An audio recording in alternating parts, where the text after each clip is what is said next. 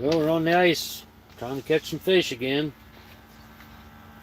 I don't know if there's anybody there yet, but I'm not seeing any chat, so.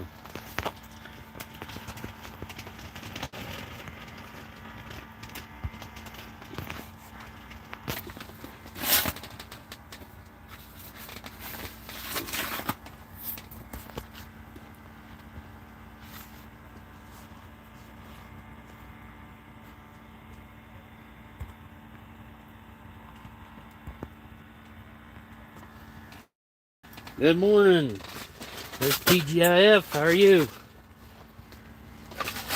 There, I see some. Vian, there you are. Hello. We're trying to catch some fish here on the ice over at Deep Creek Lake, Maryland. We was over the day before yesterday, and we caught, buddy of mine caught a 33.5-inch pike, and we caught a 20 and something inch walleye and a bunch of other bluegill and some stuff. Got some videos coming out soon, maybe, on them. We're trying to get a video and a live here today, maybe, but it's a beautiful day out. It's going to be about 40 today, and maybe this might be our last day of ice fishing this year. I'm not sure yet. So we're going to see. It's going to warm up for the next 8 or 10 days. So didn't get a lot in this year, but you can see here, I've got my camera out. I don't know if you can tell there. Right there in the middle, you can see that one there moving a little bit. That's the minnow there I got down. If you can see it there. Too much light in it maybe, but got our heater in here. We're staying warm. It's still already 30 something out, 36 or so don't need too much heat.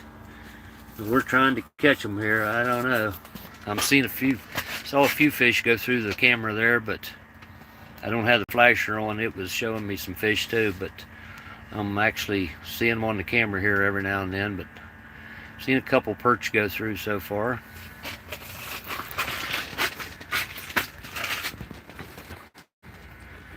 I got a couple of cats there, but I don't know if it's all coming through yet, so ain't real good connection over here at times, so we'll see how it goes today. Stay on here for a little while and see who shows up maybe, but we're hoping to catch some nice big ones today. I don't know, since it might be our last day over here.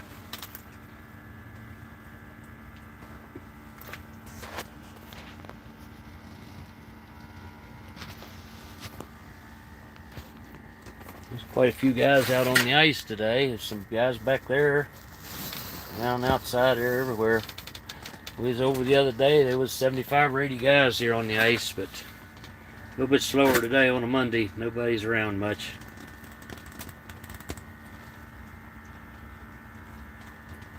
Everybody's got to work. I'm retired now, so I get to stay home and go play games and have fun, I guess, for a while. Hopefully a long while.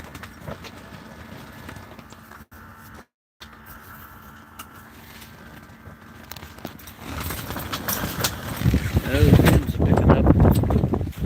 There it is. Probably got the canopy up to show you around.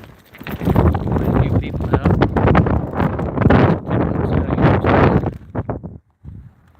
Kind of a hazy looking day. Looks like it wants to rain or something.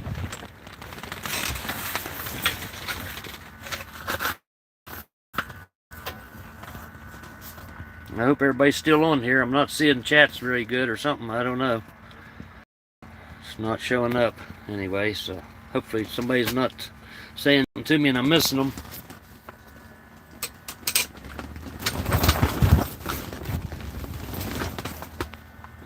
Wind's getting pretty strong anyway.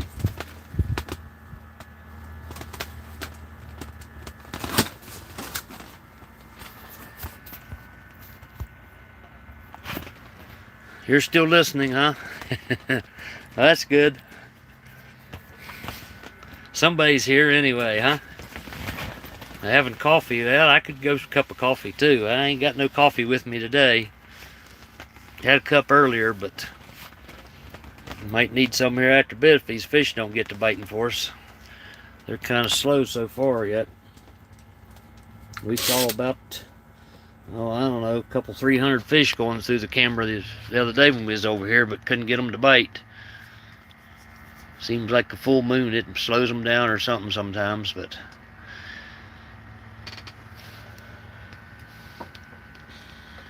hadn't done a live for a long time. We was camping. This should be the third live I think I've done, so bear with me.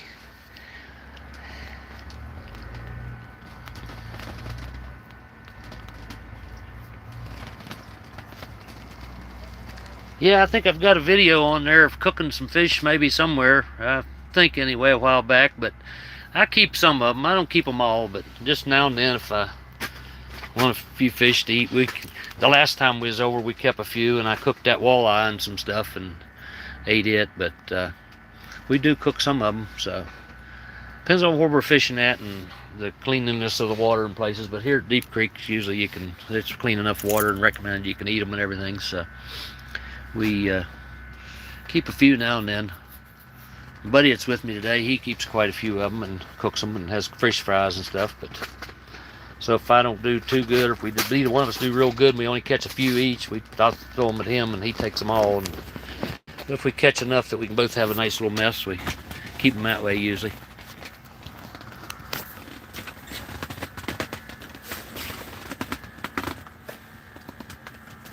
They're pretty good eating though.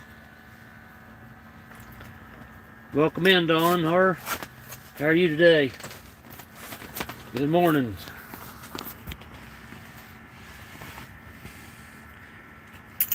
I can't keep my chat on my screen. It just comes up and somebody says something, so hopefully I don't miss anybody.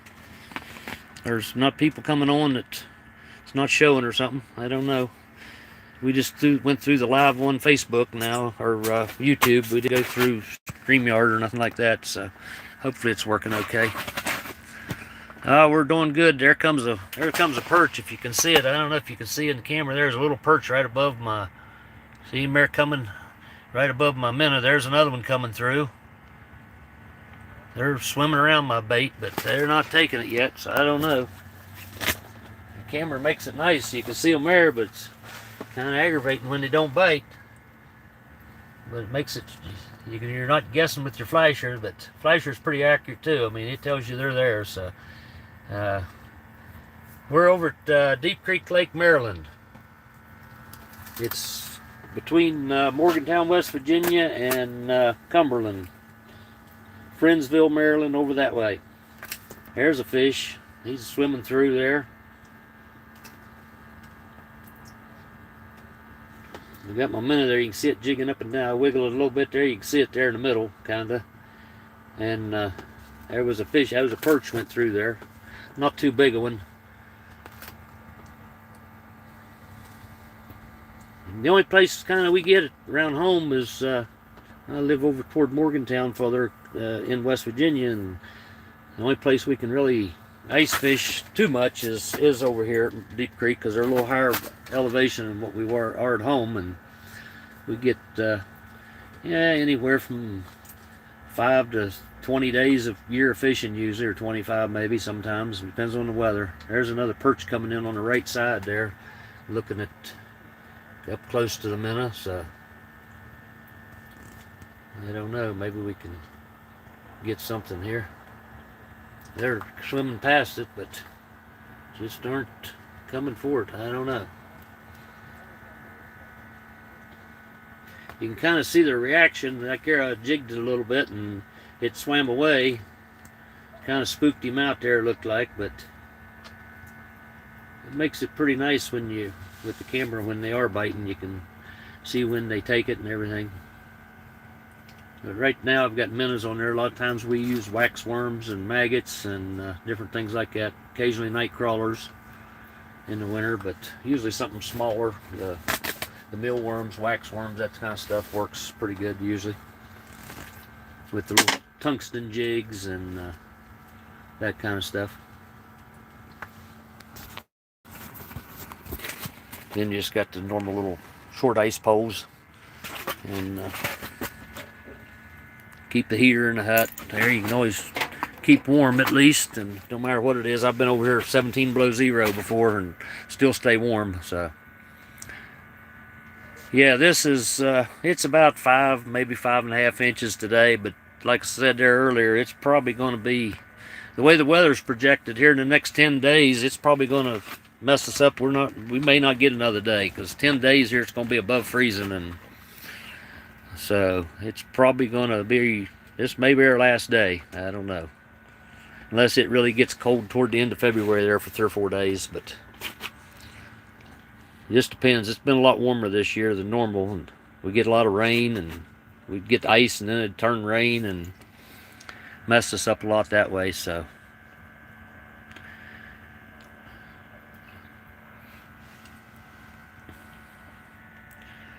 I got one hole there I put the camera down, and then over here we fish out of, and then I've got 3 tip-ups outside, and they're out there within sight of my window here. I can see what's going on in case one of them flags go up.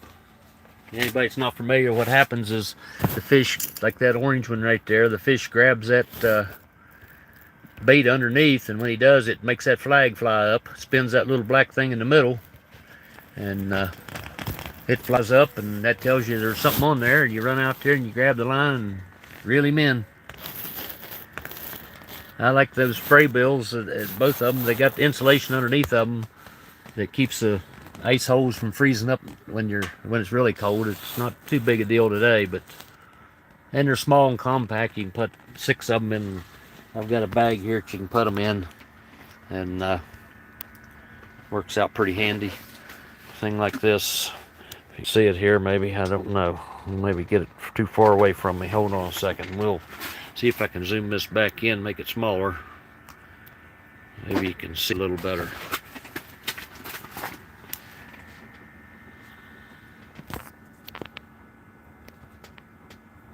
There we go, maybe. And you put 6 of them in that, zip it up, and transport them around. I only bring 3 over here. You're allowed 5 in combination of poles or tip-ups. Normally put out 2 or 3 tip-ups, and then a pole or 2, or a combination of 3 and 1, or whatever, you know, back and forth. But depends on what's going on for the day, if they're biting or whatever.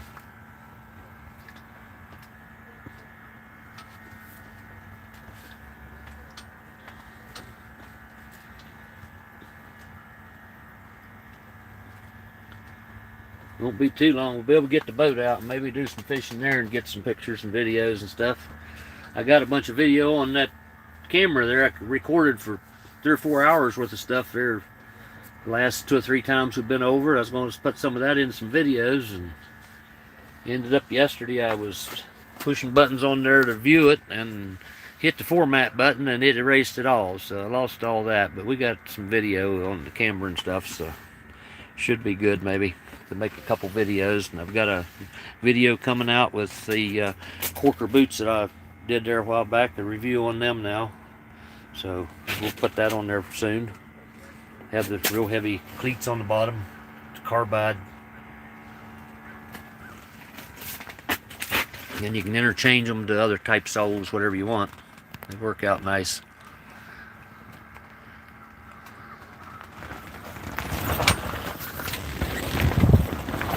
The wind's getting strong. I might have to put an anchor or 2 out on the front end there. You got screw-in anchors you can hook this rope to and stuff. There's guy ropes, and hold it down if you need to, if it gets really bad. But normally we don't have to do too much of that over here. We try to pick a day. It's a little windier today, but if we didn't come today, we probably wasn't going to get to be back a while, so we thought we'd better come anyway, whether it was windy or not. They was calling for a little bit of rain showers and stuff, but once we're on the ice, that don't bother us either too much. But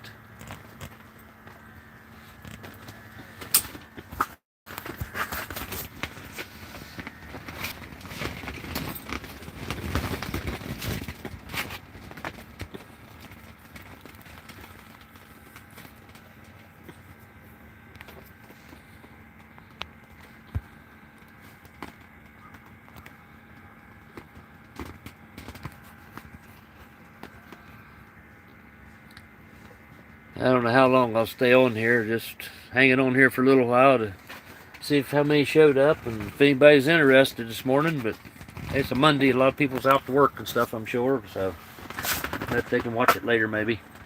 And,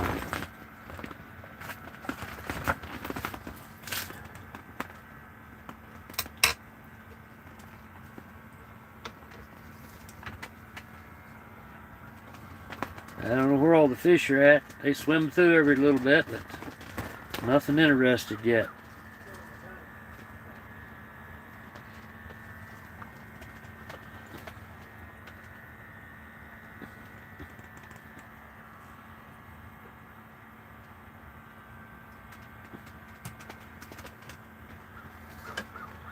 Appreciate everyone it is here coming in. It ain't showing me too many, but that's, you guys are important too.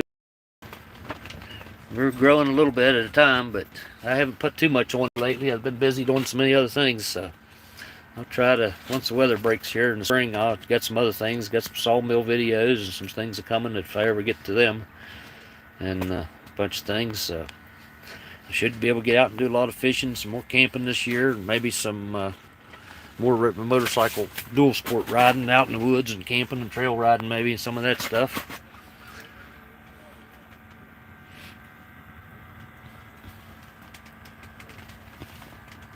It still ain't showed me who all's here. There we go. I got somebody. Bait Beast, there you are. Hi, how you doing?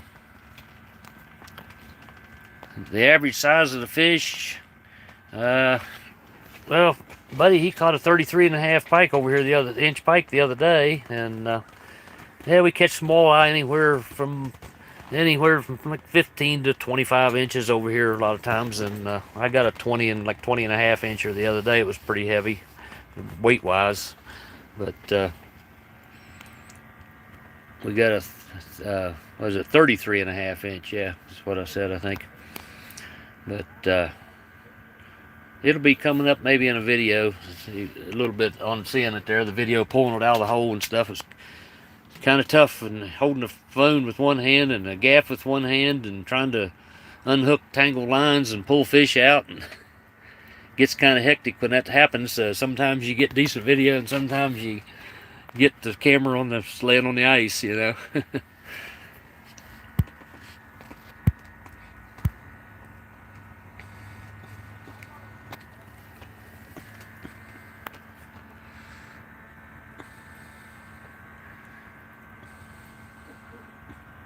But there is state records over here in this lake. There's some nice walleye, some big walleye. There's big pike in here. I think the state record for Maryland came out of here for the pike. It's like 24.5 or 25 pounds, something like that, I think. They don't rate theirs by inches. They go by pounds on everything. And plus they have the coastal and tidal waters and all that in it too. So, but they're separated exactly in the when you look it up. But there is some nice, really nice fish in here. A lot of big jumbo perch and stuff. And we're still catching quite a few off and on, but it's kind of scarce. A couple years ago, they went through and sprayed a lot of the weed vegetation, and it hasn't been quite as good. It don't seem like. I mean, we still catch fish, but it hasn't been as good. But they're still in here. Like I said, a couple days ago, there was over, and I was seeing fish every just a few seconds going through the camera. So quite a lot of them in here.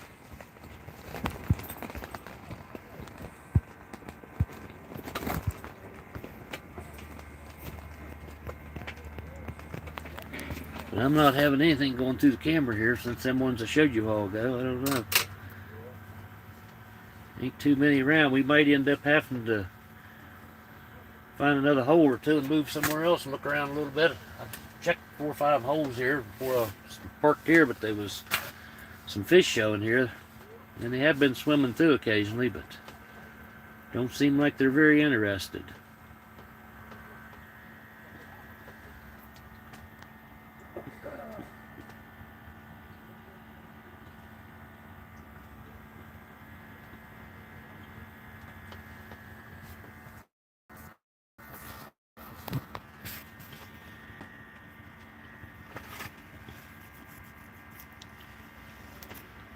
You're out in North Dakota, Don, huh? You got good ice out there then. You can daggone there, take your vehicles out there and have a hut and everything out there. That's what I always wanted around here, but we just don't get that much ice to do them kind of things.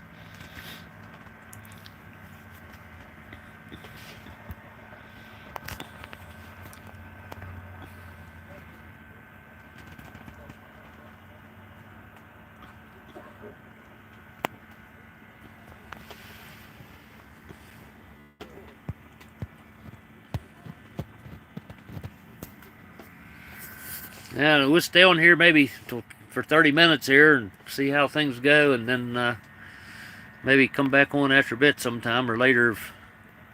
See if anybody's not out at work and all that stuff. Yeah, I bet with 30 inches ice, that's getting down there. I got one of them Nils 6-inch augers with DeWalt drill and stuff. At one of the good DeWalts. It's, you know, they're like, I don't know, $300 brushless and all that, but with a 6 amp hour battery. And for us, I mean, I can drill all the holes I need in a day with one battery. You know, quite a few. I mean, the max we get's 12 inches or so over here usually. I mean, it's been more times, but that's pretty bad. Severe winter when we get more than 12 or so.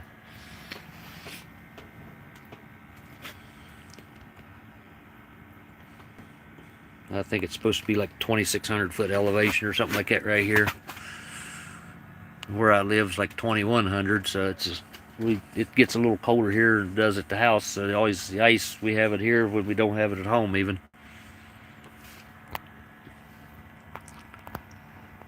But the Nils, I tell you, they make bigger augers too, but them Nils will really do some cutting. I really like that. I've had it for, I don't know, 7 or 8 years, and it never had to be sharpened or anything else. You take care of the blade and keep it out of the dirt and stuff, you know, and stuff when you're carrying it around and doing stuff. Keep the cover on it all the time. Seems to help a lot too. But I've never had to sharpen it or do anything, and it still cuts just as good today as it ever did. And they're fast. They cut real fast and don't bog the drill down or nothing. But yeah, if you got that deep stuff, you can get those newer, big, heavy 40 volts and stuff like that, or gas models, all that, for what you do out there, I figure would be a lot nicer. There's averaging 5 or 6 inches here today. That's what it's been about all year, I think, most of the time we've been over here. So hasn't changed. Water temperature's 38 today. It stayed 38 to 40 last few times we've been over. I'm in 10 feet of water here right now. We was over the other day when Buddy caught the 33.5. It was a good story. He had a pike on there before that, and he broke off. And when we went to leave, a couple hundred yards from us, there was some people there fishing, and a lady was there, and she caught a 36-inch pike, and it had an orange jig in it, and that's what my buddy was using, was the orange jig. And so he had the jig there, but we figure it was probably the same pike that he had on up here a couple hundred yards away. But she'd caught it and got some pictures of it, so that was kind of neat.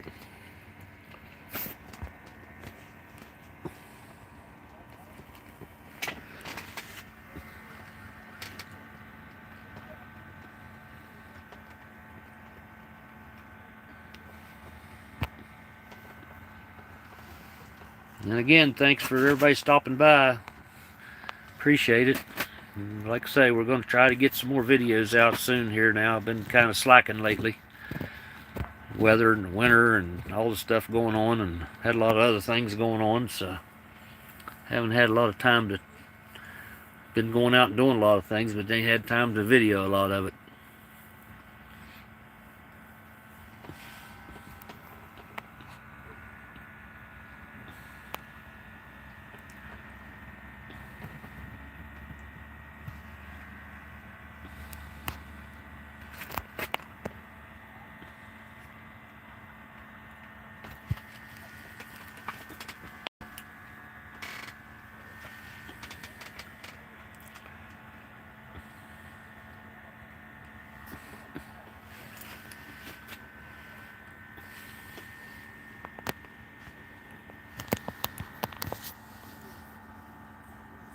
Yeah, the wind's picking up here too a little bit.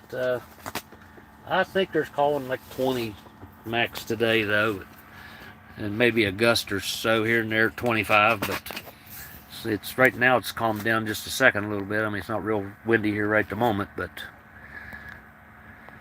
we was hoping or thinking this might be their last day, so we thought we better get out anyway, even if it gets pretty windy or rains or whatever. At least we got ice today, and it won't be that soon, so maybe we come on out and give her another last shot for this year, maybe.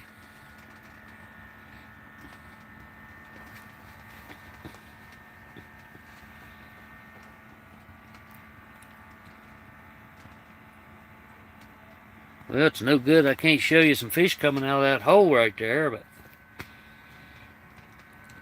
we're hoping.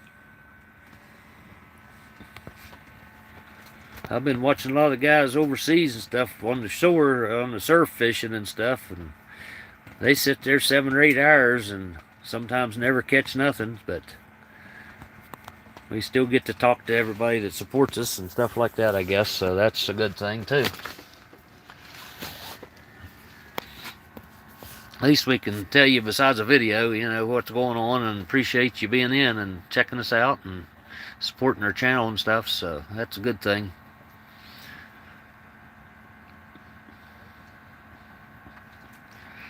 Yeah, that's the way fishing goes. It's fishing, not catching, like they say. So a lot of times, though, it's as fast as you fishing to catching, and you can't even keep the camera on stuff what you're doing.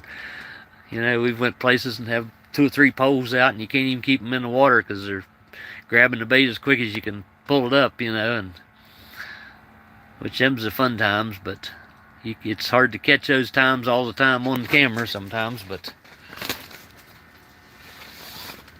like hunting, you go for quite a few days sometimes before you shoot something, you know, or see something to harvest. And so if you take the video and try to put it on for you guys to see, then you're not seeing much sometimes, you know.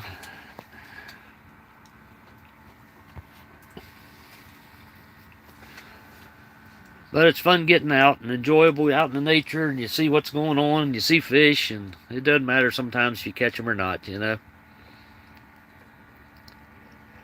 No, I'm good and warm in here. I got the heater in here, and we, you know, keep it on, and then we turn it off occasionally if we get too warm, but there's times you get too hot. I'm sitting in here now. I've got a t-shirt on and just a flannel shirt. That's all I have on. The toboggan on my head, but I really don't need the toboggan probably. And so I could probably do without that. But you know, if you turn the heater on and leave it on, it'll run you out of here. It'll get up 75, 80 degrees in here.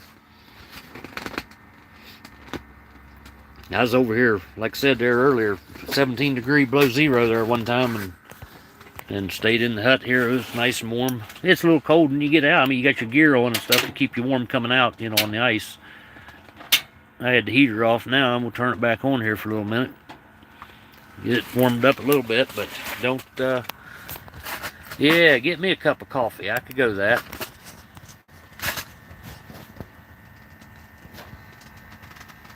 I might have to take a break here in a little bit and get me something to eat and something. I don't even know what time it is. I haven't looked. We got over here late today. We was waiting because they was talking freezing rain and sleet and stuff, and then rain. So we thought maybe it'd be pouring the rain down this morning. So we kind of held off a little bit and came about I don't know, 45 minutes to an hour later than what we normally do. We're over here pretty early usually, but we're running a little bit late today. But we'll stay probably till 5 o'clock or a little after and get out of here today, unless we start catching fish. We could end up here till 9 or 10 o'clock at night in the dark. Who knows? I think we still got a full moon so we could see if we're catching fish. Got nowhere to go but home and sleep, so might as well hang out if they're biting.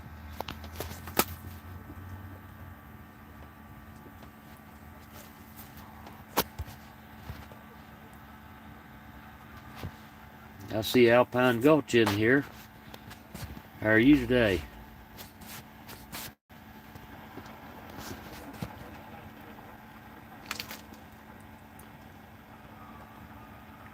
Yeah, I think the ice is going to be gone after today. We got 5 or 6 inches everywhere, and out on the main body of the lake, I mean, there's nothing. It's just a glare of ice, all basically. There's nothing on it. But the weather forecast for over here is saying for the next 10-day forecast is going to be in the 40s and 50s. So that'll probably melt what's on here, and that'll be the end of it, I expect. Unless it gets cold again really bad, you know, toward the end of February. We might get some bad weather and refreeze, but if this melts, it'll take it a good 3 or 4 days of pretty cold weather to refreeze back up. The water temperature's close enough to freeze quick, but it'll take it 2 or 3 days at least. So all depends on the weather. But right now, I'm looking at the camera, but I'm trying to look at the camera in the water there too. So I'm going back and forth, you know, it's like that. So don't get dizzy with me.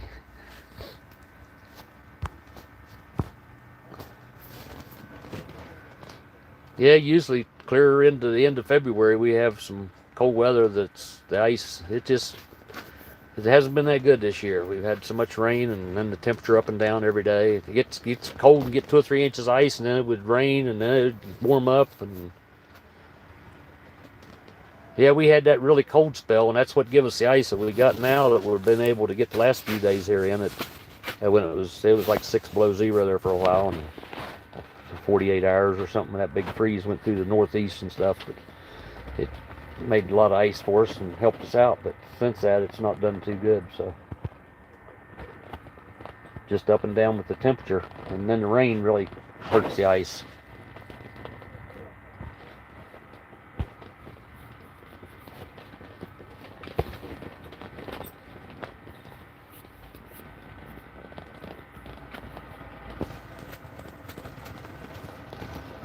We just went up to our hunting huts and got our heaters and stuff back out of there yesterday and did some things, so we'll get ready for them later next year.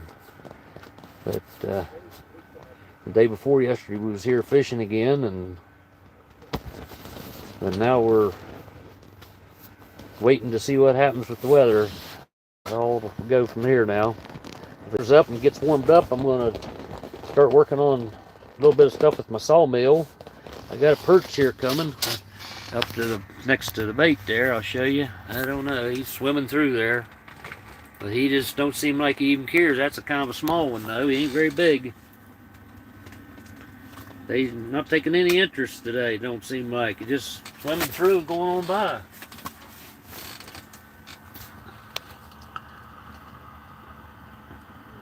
I ain't heard my buddy holler over here out of his hut either, so I don't know. He ain't getting no big ones either, I don't think.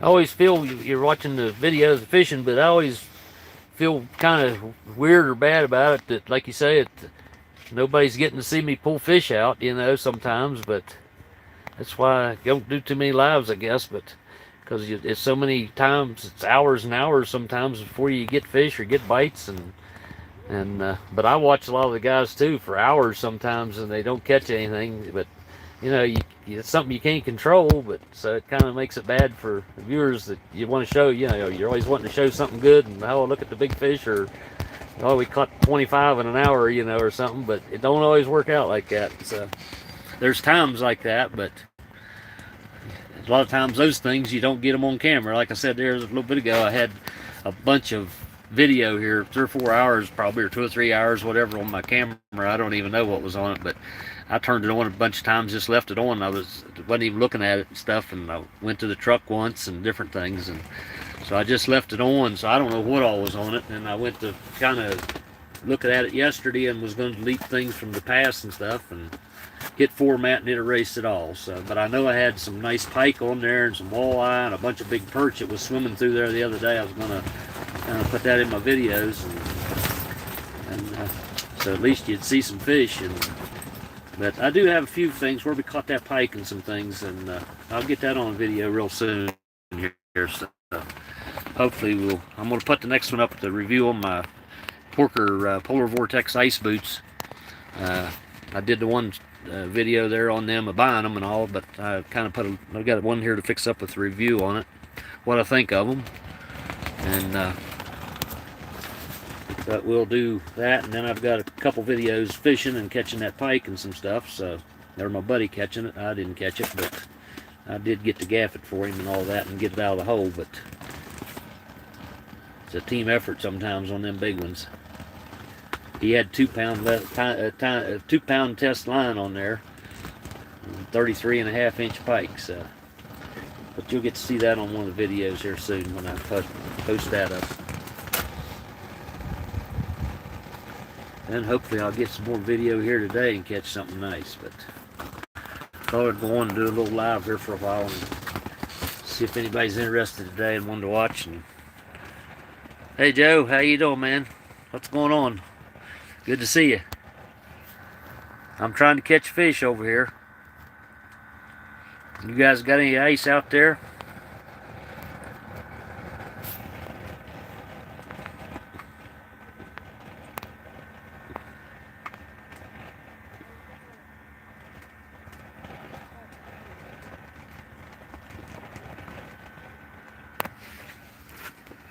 Well, I got a flag up out here.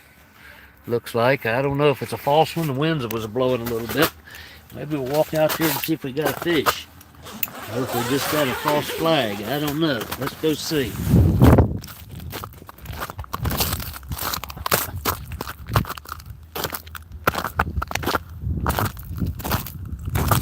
Yeah, I didn't think you got any ice much out there usually, so.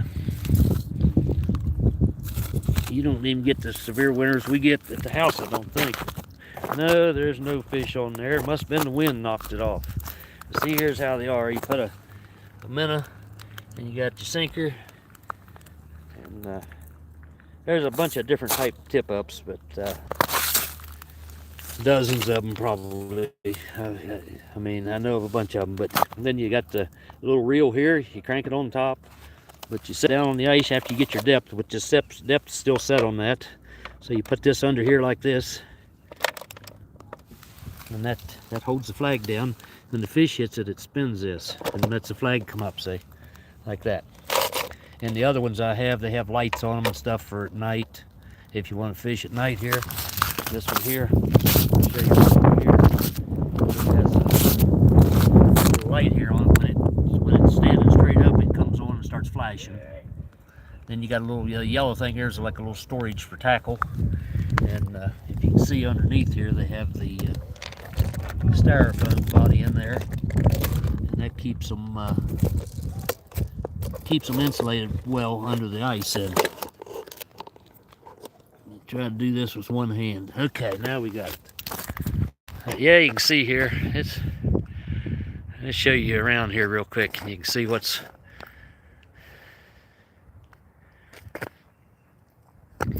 There's a few people out here today. There's 10 or 12 people maybe. Right on this cove. There's probably more people than some of the other coves around the lake. And a buddy's hut out there. He's got tip-ups out. And we fish this lake with the boat too occasionally and catch some nice walleye over here a lot of times.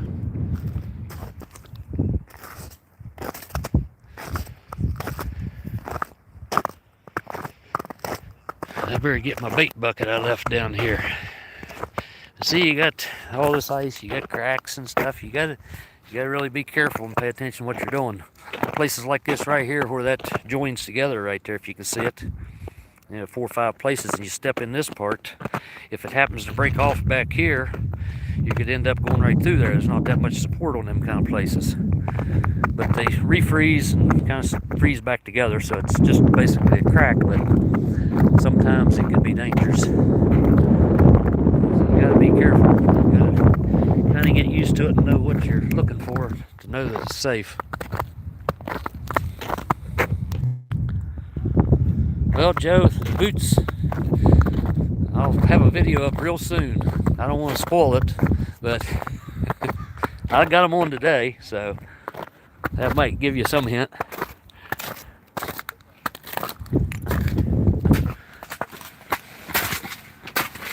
I'll have that video up. I've got it pretty well made. I just need to get it posted up.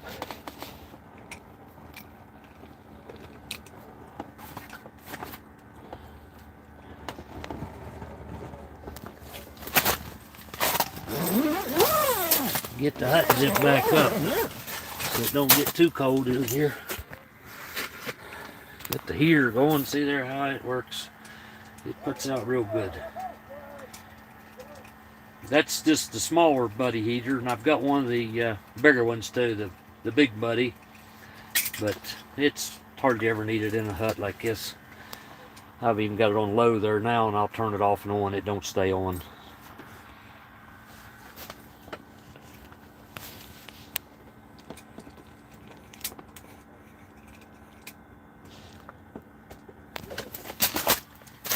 Gotta get my hook out of the hole here. I'm all tangled up here. Caught it with my foot there a while ago and drug it outside. when I went out. That's my hookup. See it there? That's the stuff that happens. You get a hook stuck in your hut there, see? I was going out, and when I did, it caught my foot. But anyway, that stuff happens.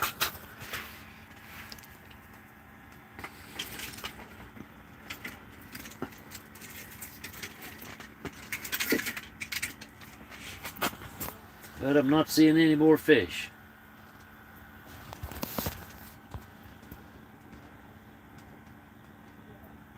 No, I've never, well, there's a little pond that years ago we used to trout fish on a little bit. But I went right at the shore. It gets a lot softer at times when the ice is about gone. And I went up one leg to my knee, but I'd hit bottom right on the shore.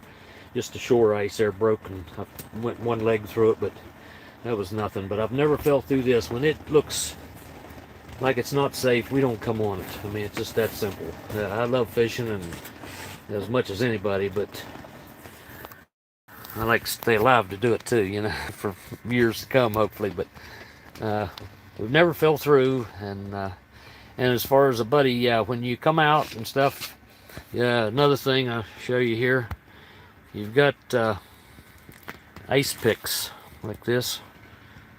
Okay, when you pull that down, see that point in there, it goes clear to the black disappears completely. And you can jab them in the ice. You grip them with your hand like this and jab them in the ice if you do fall through them. Pull yourself out. Normally carry a whistle here in case if you would be here by yourself or something where somebody didn't hear you, if you could even blow it, but possibly not, you know. So but if you go through, your ice picks is probably your number one thing to save you right there. Without that, it's hard to get a grip on that ice and get out of there. But everybody should have them, you know, readily accessible. In my coat, you have flotation, like a foam type stuff. It's all the ice gear, most of it anymore, has a flotation system in it that it's not like a life jacket, but it is like a life jacket. It's not as powerful as far as lifting the amount of weight, but it still keeps you, get your head or, you know, your part of your body above water at least, but if you would go under. But the shock of the cold is what would be the worst thing, you know, because you gasp for air and whatever when you go under because of the cold. And if you take a bunch of water in, then it could be really deadly, you know, that way. But it's and you, in your coat, you normally have a throw rope that you carry. I do, and anybody I've ever went with always have had it, or, you know, we've talked about it, and we have plans before when we're together to, you know, to help each other that way too if something happens, or throw a rope to help pull somebody else out, which most of the fishermen around, I've seen people, you know, go through one leg or two legs part way and stuff like that. But normally there's, you know, a bunch of people running close, and you'd never want to go. I've done it, and I shouldn't have ever, but I have went by myself before, you know, but it was when you had a good bit of ice and pretty confident that nothing's going to happen. And hopefully when I did go, even by myself, I was, well, there was quite a few other people, you know, that probably could help you some way. But so, you know, it's a risk that you take that way, but it's a risk that you can actually judge, that you'll know that it's safe or it isn't, or you think it will. It is safe, you know. Of course, I mean, it still happens, but you don't have to be dumb on the ice, you know. Just use common sense, and there's plenty of rules that tells you what kind of ice you should look for, and if you're coming out on ice, you don't know what's there. Drill some holes every little bit, you know. Drill a hole and see how deep the ice is, because it can change. You could have 6 to 8 inches here under me, and 10 feet from me you could have nothing, almost, you know, an inch, and fall through, especially when the weather's like it's been this year for us. The temperature up and down and stuff, and one day it's thawed out, next day it's froze. And like I said, out on the main lake here right now, today it'll be open water. I mean, there's no ice at all, or won't be. It's a skim out there now, just in spots. I mean, it just looks like glass out there. It's so thin you can see right through it. just clear ice from a little bit of freezing the other night. So it's not, there's not very much out there. We're back in a cove here that has very little current other than the creek or so it goes through it. And so it's shallower water, so.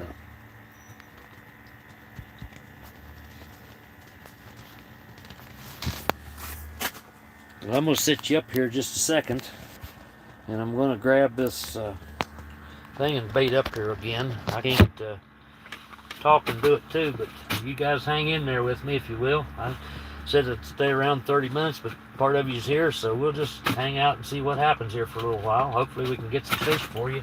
These ain't looking good right now. I don't even think my buddy's caught a fish. I haven't seen one, so I don't know.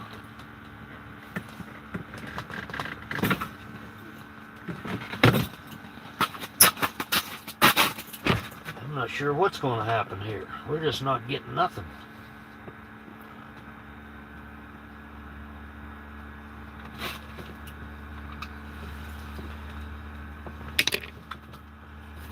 I'm going to go with one of these other poles here with a different jig and try that a minute. See what happens. I don't know.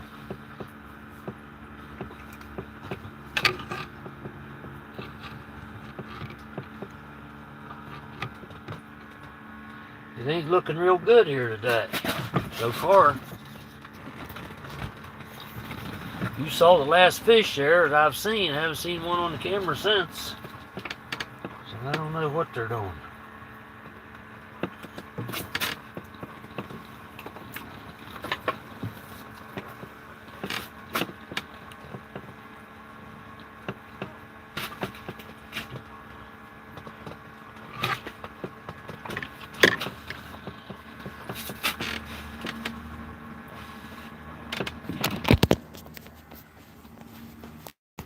I got another minnow there. Let's see, let me get turned around here so you can see him. I got another minnow in there with a different colored jig there. A little, they call it a Wonder Bread. It's like little polka dots on it, different colors. I don't know if you can see the color or not here today. It's the way the light is. Let me see if I can get it here where you can see it maybe.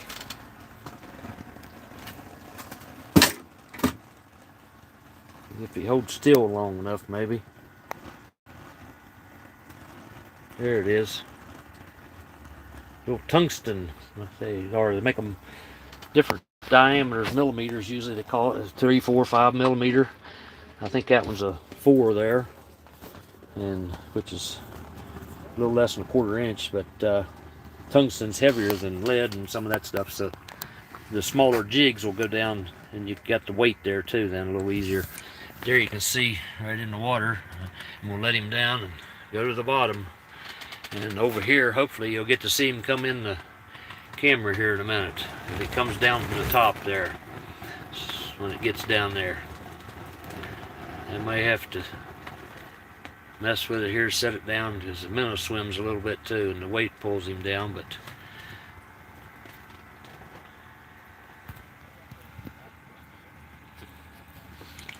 I haven't seen him yet there. I don't know where he went. He's there. There he went down through. There you can see him on the camera. See it there? That's what they look like down there with the fish.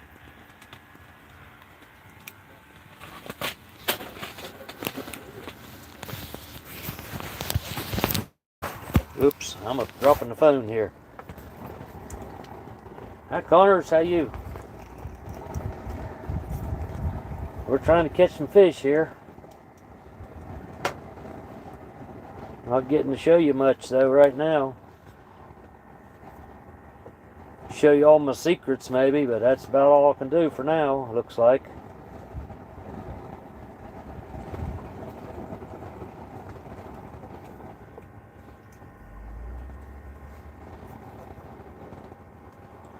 You can have all kinds of gear, that is, for fishing, and it don't matter what it is. Sometimes you just can't catch them.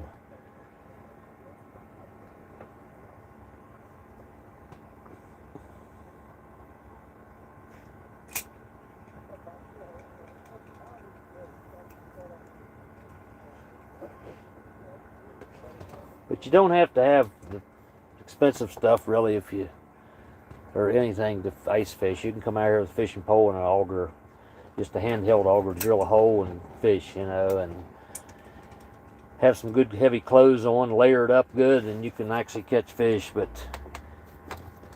you don't even have to have a hut and all this stuff that I've got here. It makes it nice and comfortable when you're here, but it's not something you have to have. You can do it on a cheap basis. Come with a few lures and your pole and good warm clothes. Bring you some food and sit on the ice in a chair for a while, and if you get cold, you go to your vehicle or something and warm up a while and come back if you really want to do it. And it don't have to be expensive. I see two perch swimming there now, coming in there. And minnows on the left side. I don't know if you can see them there darting away, but yeah, Joe, I think I'd like to be out there catching them walleye too. That would be sweet. We won't be too long over here either. I'll be back over here with the boat pretty soon as I know the weather's going to break enough to, and the ice is all gone. But usually no later than like the 10th or 15th of March, I'm on the water with the boat by then. So it all depends on the weather.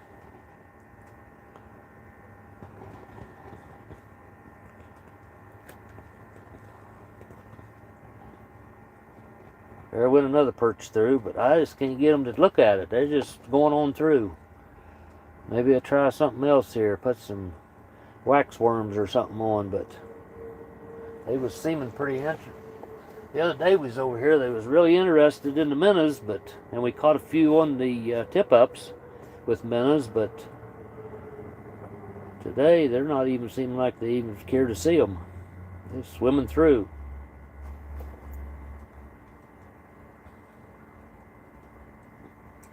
They say full moon is really good for, like, on the surf out on the oceans and stuff, but I've fished for 50 years or so, or more, and I used to keep records of it, and temperatures, water, and all that stuff, and the weather temperature and everything, log how the water was, whether it was dirty or colored or everything, and what the moon was doing and all that stuff. But it always seemed like after years of doing it, when there was a full moon, I always did worse fishing. And there's an exception to that. You know, it's like anything. You have even a full moon, you still have a good day now and then. But it was always, you could almost predict it, that full moon time you wasn't catching as good, you know. And so for me anyway, and lots of guys I've talked to and fished with and different stuff have told me the same thing for them, you know. So, but out on the ocean, they say it's totally different, which I've done a little bit of that, but nothing to know anything about it much. But the professionals out on the ocean, they say that full moon helps the fishing out there, but I don't know. Maybe from the tide and stuff like that, possibly. I don't know, because they have the moon be different with. I don't really know.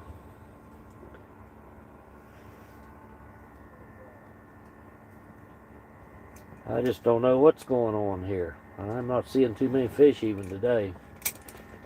I thought I'd have a live on here, maybe get to show you some fish, but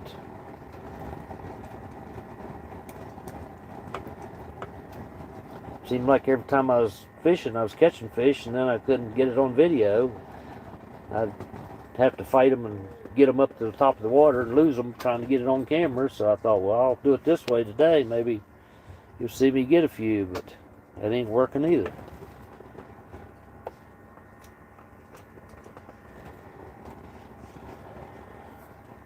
See if we can get that minnow back down on the bottom again and see what's going on.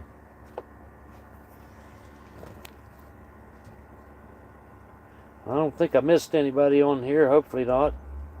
Not intentionally anyway. Anybody I haven't said hi to, yell at me again maybe, and I'll see it's yeah,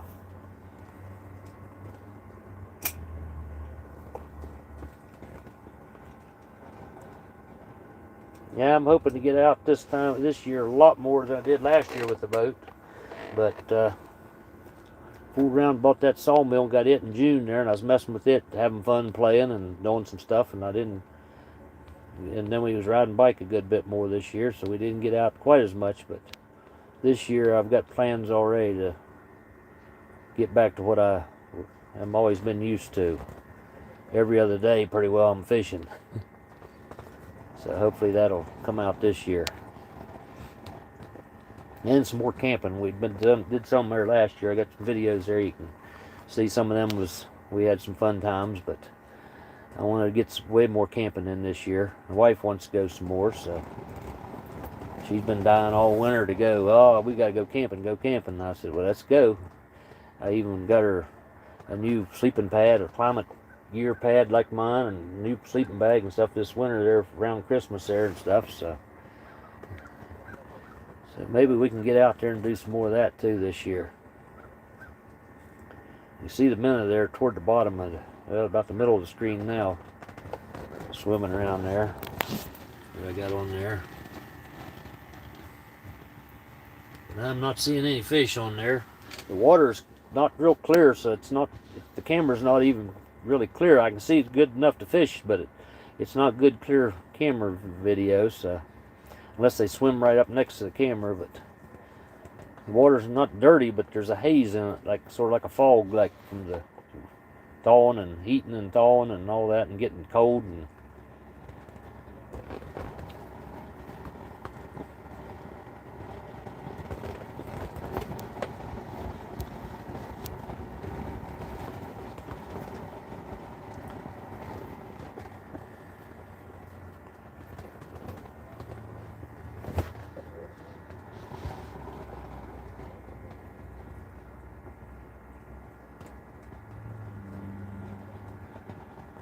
we've been on here almost an hour. Maybe you guys get to fish with me all day. What do you think? Or get to sit in the hut, I guess, not fish. We're not catching anything, so maybe we...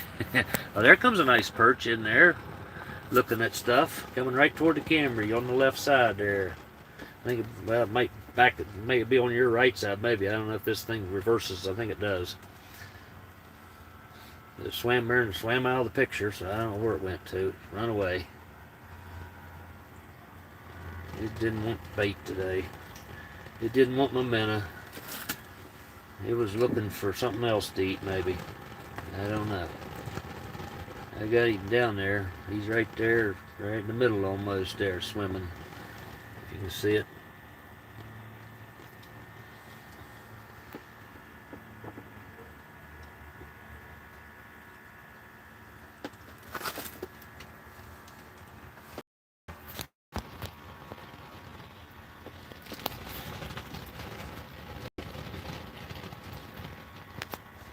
I sent my son a picture there earlier, and he just now said something to me if I was catching anything, but he don't know I'm on live, and he's at work, so he can't talk to me other than that. But I can't end live to talk to him, so he'll have to wait, I guess.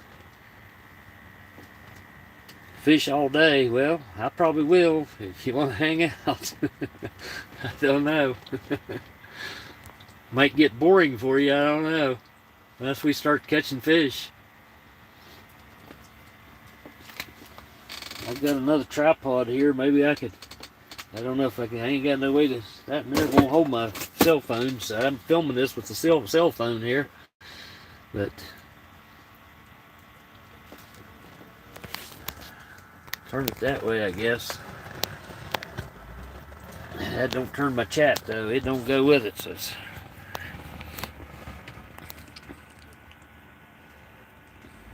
it's running, trying to run 2 or 3 cameras and fishing pole, and by yourself, I need a good cameraman to come fishing with me. He could fish, or she, and as long as they film me, that would be good. Run the cameras and stuff, plus they could fish. If I could find a volunteer that does it for food or something, would be good.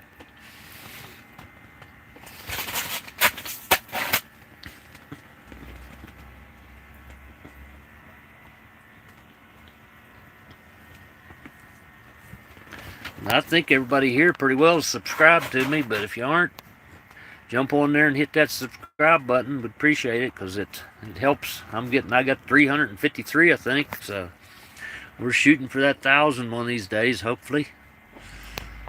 Never make a fortune at this. I'm not planning that, but it's kind of a hobby and having fun at it. But it always helps to get a little bit here and there, just to kind of help pay the gas and trips to coming fishing and camping and hunting and all the stuff that we do. But got too many hobbies I can't keep up sometimes.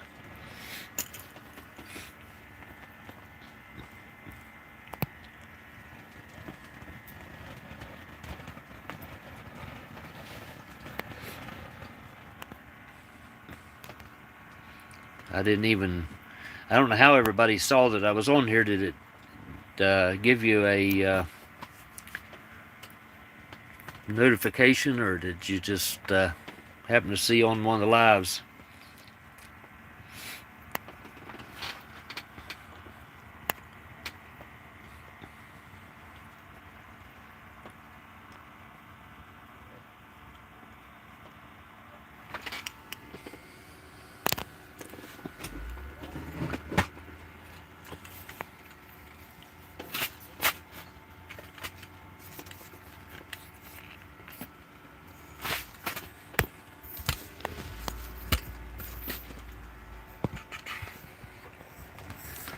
I'm trying to see if I can figure out something here with this tripod, maybe to set the camera on. I don't know.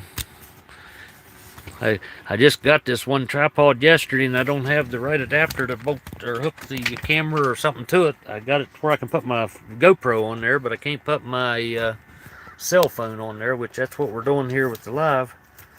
And so I can't really hook to it. I don't have the right bracket on it. I wasn't thinking, well, I wasn't sure I was going to do a live even. Kind of hesitated to do it. And then I decided I would, but now I don't have nothing to hold the camera. Try to get this tripod maybe set up here a little bit. Possibly I can set it on it somehow, maybe, to help hold it a little bit. If I don't knock it off in the water, go down one of them holes right there, then I wouldn't be too happy with. Uh-oh, I'm losing it over here. Throw it in the ground. Hang with me there. Don't knock you all down.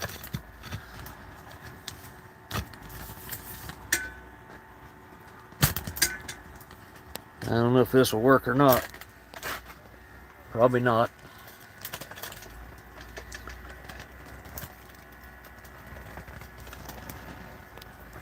I don't think it will, but it might somehow. I don't know. Let's see. He's going to have to go way down there to work, though, ain't it? So I don't know if that'll work. Possibility. Maybe. Maybe. I don't know yet.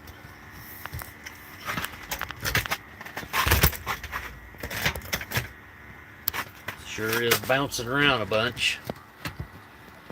You can't see the fish hole there, though. If I happen to catch a fish, you'll never see it coming out the hole, will you? Nah, that's not going to work. Don't believe. Maybe have to come up with something. There's a nice perch swimming in there, coming looking at my minnow, or right at it there, see? There's a pretty nice one coming around. He just don't seem to want a minnow, though. There it turned and come back toward it. Maybe it'll take it.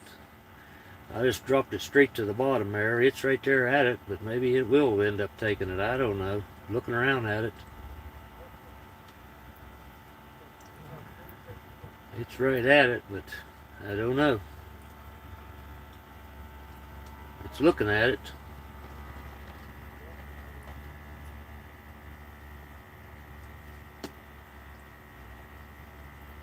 There it's coming toward it. See it there? It's looking at it. There it's coming to it. He's wanting it. There he's took it.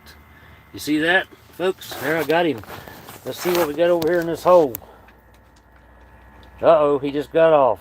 I had him, but he spit it out. Trying to hold the camera and stuff. But you saw him grab it there, maybe in that camera. I don't know if you can see it or not.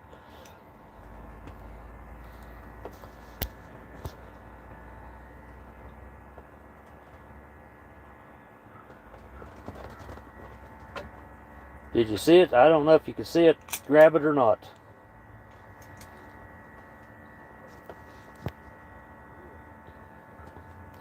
I had one anyway. When you try to hold the camera and reel too, that don't it don't work too good sometimes. It's still fun though. There he comes down to the bottom again. Maybe we'll get some more hungry ones. There'll be another hungry one sometime here. That one there took it anyway. I had him on for a minute. That's a mighty little jig with a minnow too, so they don't get set the hook very good as you really pull on it a lot of times.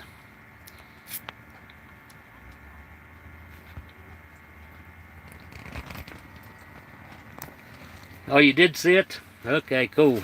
That's good. I couldn't tell if you could see it on the camera or not. Come over and took the minnow. That's what's nice about the camera. You can actually see exactly what the fish is doing. You don't, with the flasher I have there on it, you just know it's there, but you don't know what it's doing or anything. When you can see them grab it like that, you know they've got it. You set the hook, and you don't set the hook too soon or pull it out of their mouth a lot of times. But I should have had that one come up right to the top there, but I didn't get it. I'm still trying to figure out how to set this camera on this tripod without dropping it down in the water or the ice. I don't know how it's going to work here though. Something like that maybe, if I can hold it there, but I have no way. I don't know. Don't really have any tape or anything. Could tape it right there if I had some tape.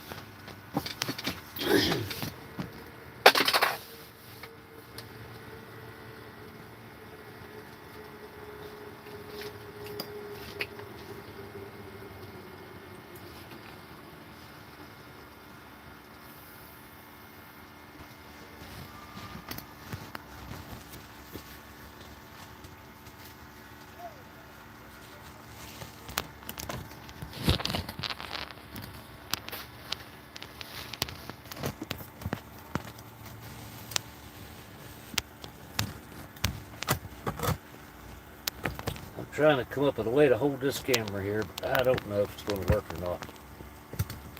Don't think it is. Or I'll drop it down in the ice, probably lose it.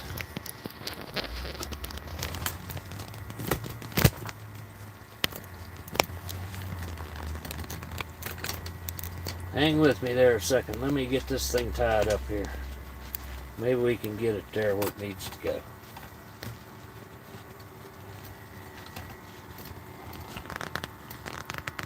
This ain't very professional, is it? Okay. It's sitting there.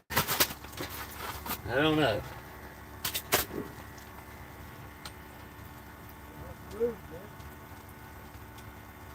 Do what?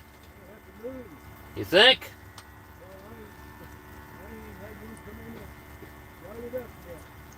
I just had one and it got off perch. And buddy says we might have to move. He ain't seeing no fish. I seen a few, but I had that one on there for a second, but I lost a few decent ones the other day trying to film and lost them off, but I got one pike up to the top of the hole. It'll be in a video here for long maybe. So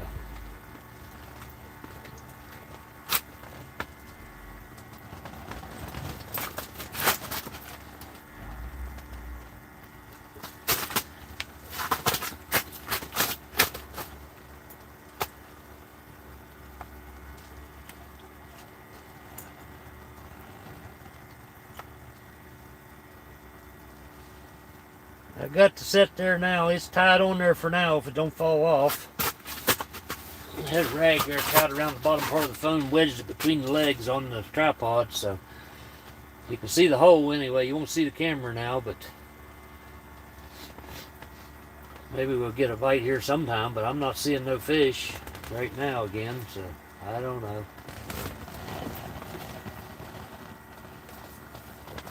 Turn the camera just a little bit here so I can see a little better.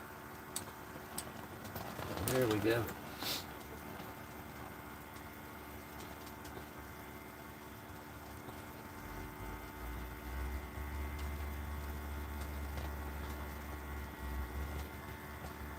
Put it down on the bottom and bounce off the bottom a little bit, stir up some dirt sometimes, and it'll kind of get them excited somewhat. So I'm watching my camera and bouncing it off the bottom right now, you can see.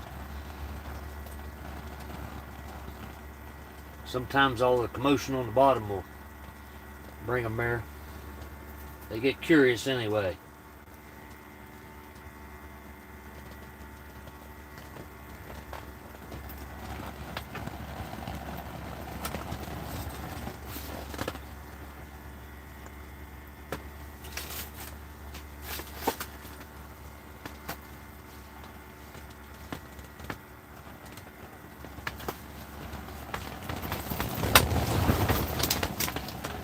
Gosh, the wind's picking up some today.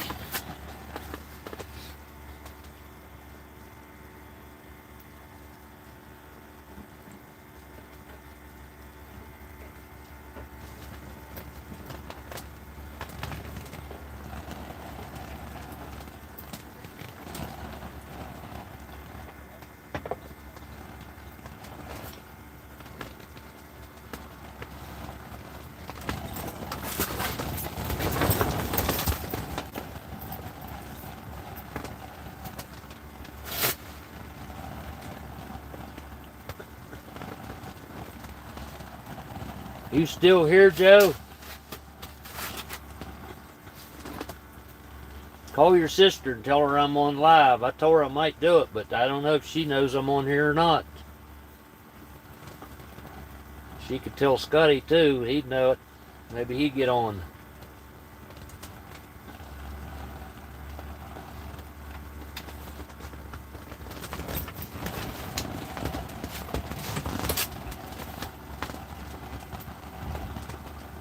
We're trying to catch them, but I'm not seeing any in this camera at all. I'm gonna set the pole here in the holder and let it sit there a minute with the minnow hanging, see if they decide they're interested. I don't know. Don't seem to be.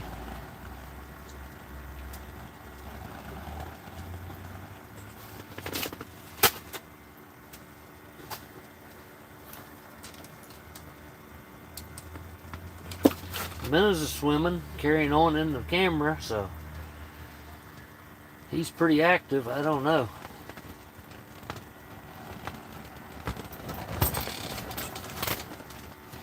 Look out, tip-ups are all still, flags are down on all of them so far, and nothing's popping them up in the air, so.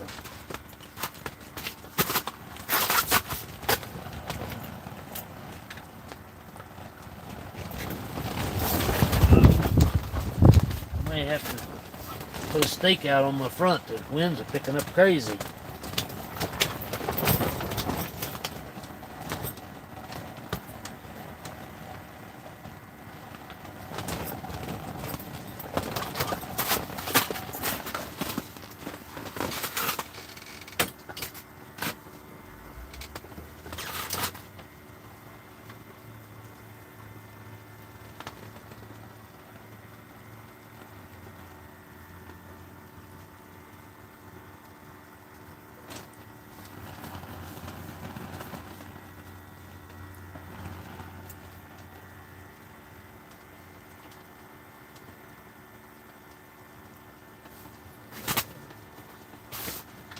Well, my minnows are swimming, but he ain't bringing in no fish.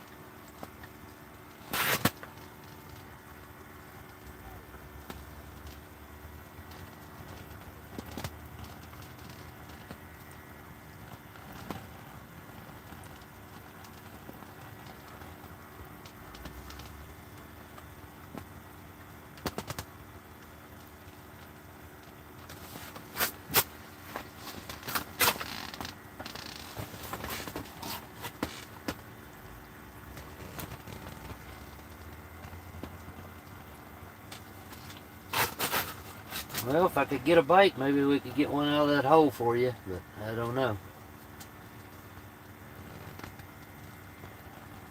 We have to wait and bring you back in the boat one day and catch some. I can catch fish every now and then.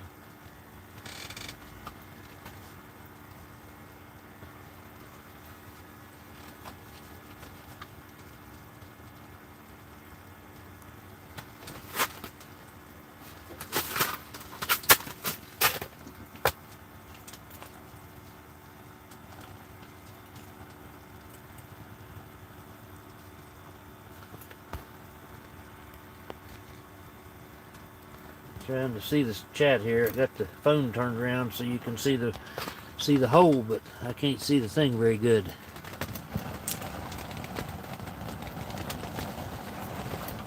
I see something there about the golden trout. Hey, yeah. Warden. Huh? Hey, Warden. Oh, how you doing? Good, how are you? Hold on a second. Yep. Well, folks, we got the game warden here. You want to talk to him? How you doing today? Good, how are you? Oh, not too bad. We're doing live on YouTube. Oh, really? You mind to be on it? No, I don't mind. How are you? Good. Oh, I got my license back here. You want to look at them? Okay. I just stick them in this thing. That way I don't have to dig them out. Makes it easy. Oh, yeah, that's a good idea. A lot of folks out today? Not many.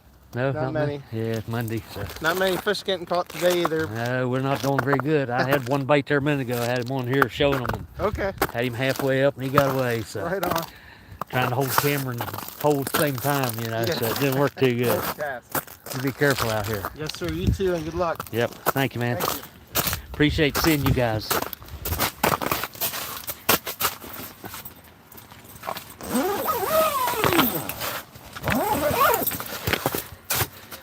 Okay, folks. That happens too. It's nice guys to see them, though. You got a heater in there? It's nice to have them come around and check on people. A lot of people don't like them, but they're not doing stuff right, so they're legal and stuff, so they don't want to see them, but that protects everything for us all. Everybody ain't taking too many fish and doing things they shouldn't be, so had a couple fellows there I heard about down on our lake, down one place down home there, that people's taking 150, 200 perch a day, and a couple different guys in boats coming down there every day taking them, and they caught them here not too long ago, so that's a good thing. But anyway, they just come around and check license. They're over here a good bit, so if you're not legal here, you better get legal, because they come around a lot over here on Deep Creek. Which that's a good thing. Okay, Joe. Hi, dear. How are you? That's my wife there, folks.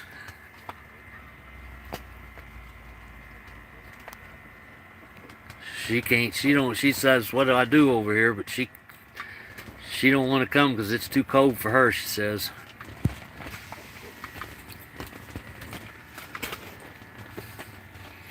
Yeah, they did that for quite a while, taking all them perch from what I heard. There's game wardens that I know was telling me, but one of them, and they said that they'd been doing it for quite a while, and I've fished a lot down there, and every time I was there, them guys were there with them boats that they was explaining to me what they was in, and I'm sure that was who it was, so, or the same people, but they was always there fishing when I was fishing, so, and I see them catch fish a lot, so I know they was taking more than their share probably then. I didn't know it at the time, but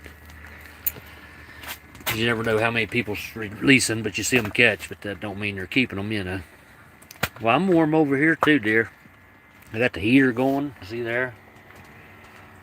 Thank you, Joe, for letting her know. I told her, but I didn't know if she fell back asleep or was tired or awake or what was going on. Somebody call Scotty and tell him if he will. He might want to be on here. He talked to me a minute ago and I couldn't respond because I'm on here and I can't fix it, so I don't know how to change it. So, or to get back to where I can talk to him and not lose you guys. So anyway, there goes.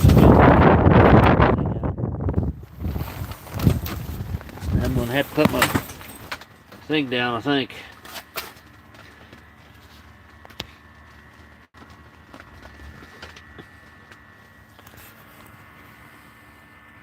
I'm just not seeing nothing in there. Since that one I caught there, or had halfway up there a minute ago, I ain't seeing any fish. I don't know what happened to them. There's my minnow in the thing there.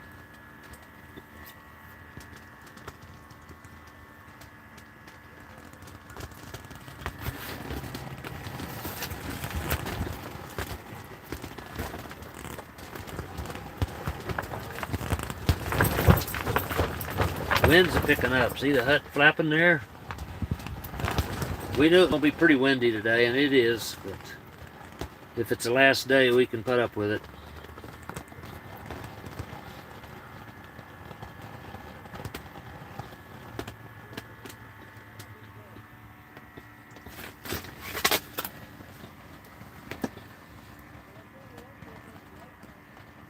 That game warden didn't have no cleats on his shoes.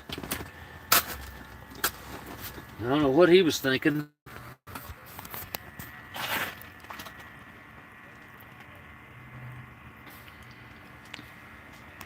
He needs to get something on there before he falls down and cracks his head. It's dangerous without no cleats on your shoes. There was a bunch over here the other day. There was, every time you looked over that way, there was somebody falling on the ice. There was about 10 of them in one group.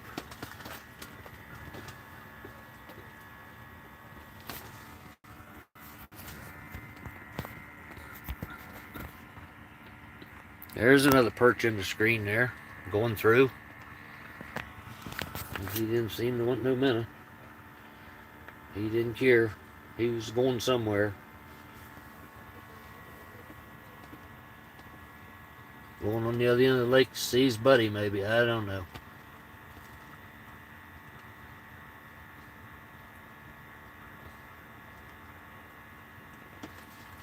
I don't know how much power I got in my phone. I might have to plug it in. It usually does real well. I need to find my other cord here.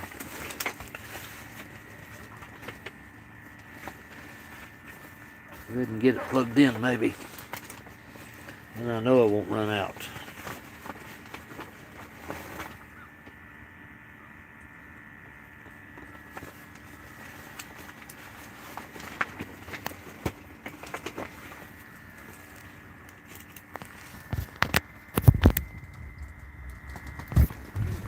Oh yeah, we're good now. Got 52% it says. So we're charging, so we'll be okay for a while yet. No, I haven't caught any fish yet. Well, I caught one there, but I was trying to show everybody me pulling it out of the hole, and it got halfway up and got off, so they didn't get to see it. They got to see it take the minnow on the camera. I was filming the camera and then trying to reel it, and then I moved the camera and it got off. That's normally how it works when you're trying to video it. If I ain't videoing, I catch them, but there goes another one through there. He ain't very big though. See him right in the middle of the screen there now. He's a little guy. He's nosing around there by my minnow though, so maybe he'll want it. I don't know.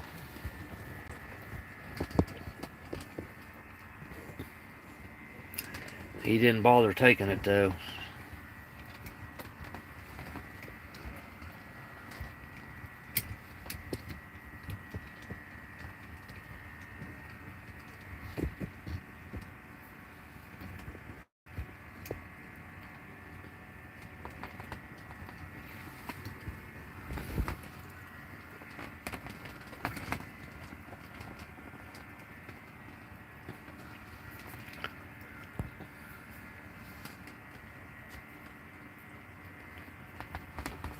No, buddy, he ain't catching no fish either.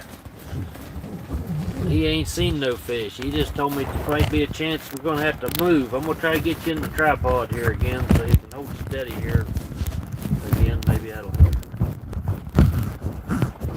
part way in here. Nope, I don't know. There you go. Maybe if it'll sit there. See how that works.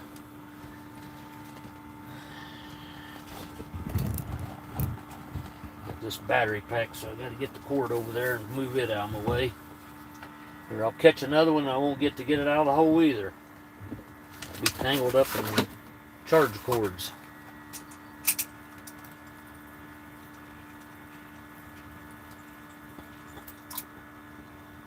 There you can see my minnow.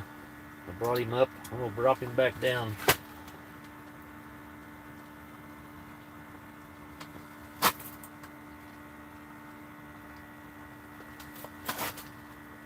Sometimes it does, sometimes not. Sometimes you jig a lot, sometimes you don't. I mean, when I got the camera, you can see what the fish reaction is to a lot to kind of help you know exactly what to do sometimes.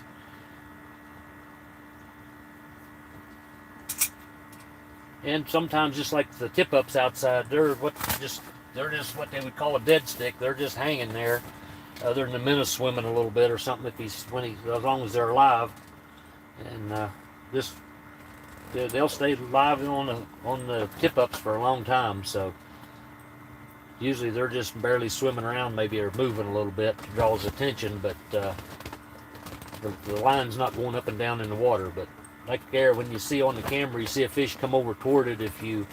Sometimes you pick it up a couple feet and drop it, they'll go down after it and grab it if they're aggressive. And other times, if you lift it up a little bit, they'll come up and go up under it and grab it. And so it just depends. Once you see the fish on there, especially with the camera, you just try different things and see how they react. That's what's good about the camera on ice fishing, that you can see how the fish does react. And if you lift it up or move it some and they run over to it and get excited, whatever, so then yeah,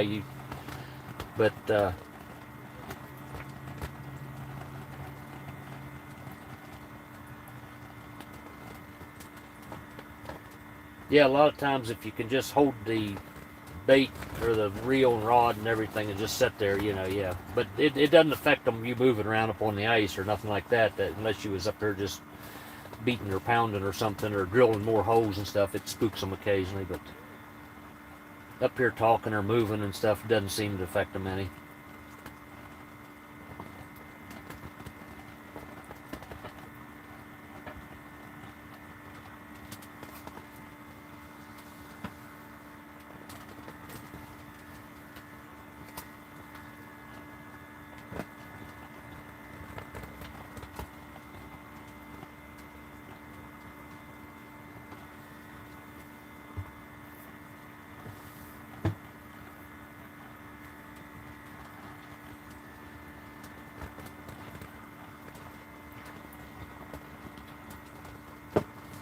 Yeah, we might try a few lives off and on now after we start getting the boat out again and some things, but or if we get back over here, hopefully.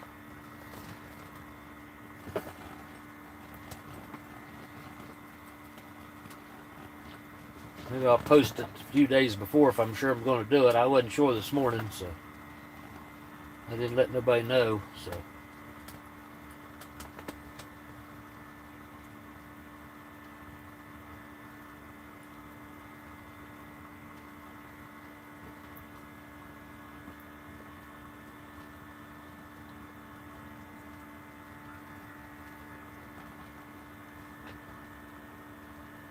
I'm just not seeing too many today on the screen even.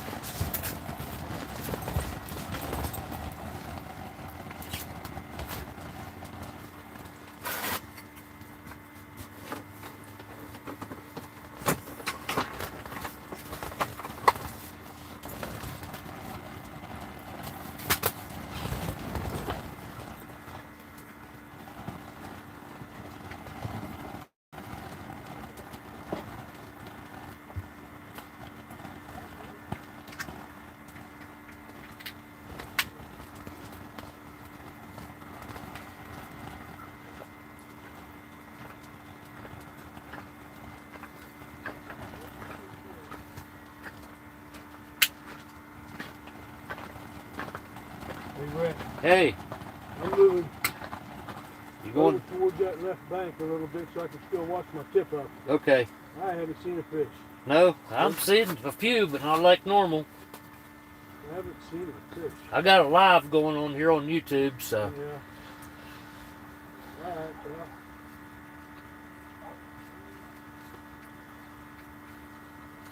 Yeah. Okay. If you need something, holler. Yeah.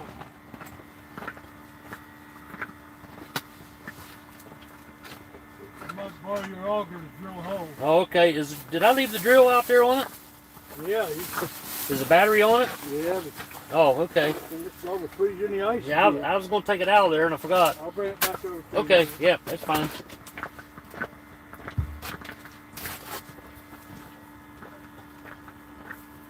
But he's not seeing any fish, so he's moving. He said he had enough of this sitting here not seeing no fish, but.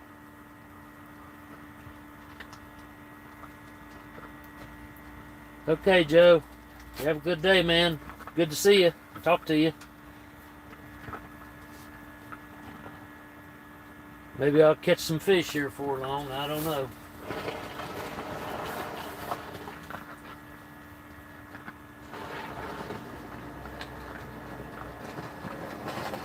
The game warden said there wasn't too many people catching either, if you heard there.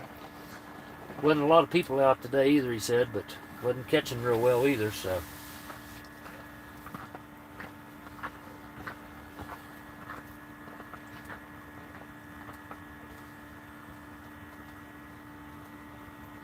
So it must maybe a bad day, I don't know.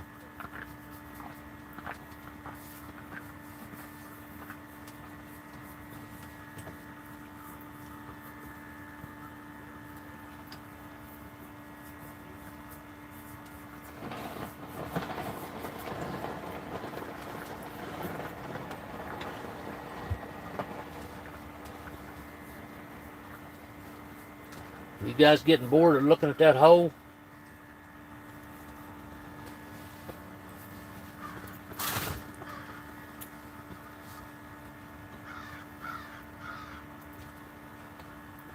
No? Okay.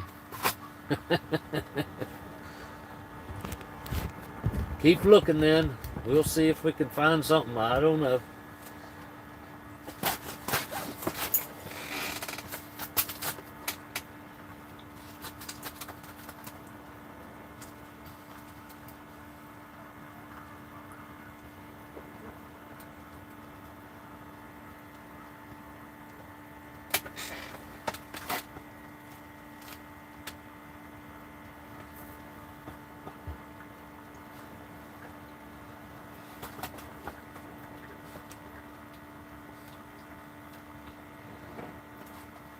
I got a bunch of other videos on my channel there. If any of you haven't seen them, there's some ice fishing ones on there, some others. I mean, a lot of other videos, but there is some ice fishing ones on there already. That's where I did catch some fish and stuff. And if you want to watch them anytime,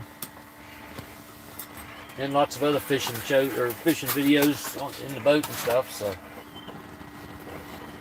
a few of them it was pretty good because I did catch some fish in them. So. It just ain't panning out today. We may have to stop somewhere and get us a fish sandwich on the way home or something. Later, Dawn.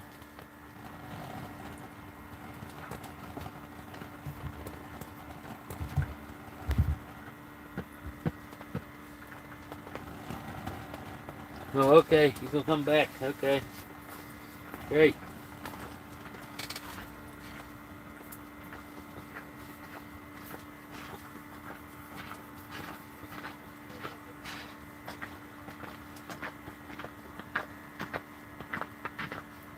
So you want this in there? Nah, it don't matter. Just lay it there on the side somewhere. You can give me the battery if you want.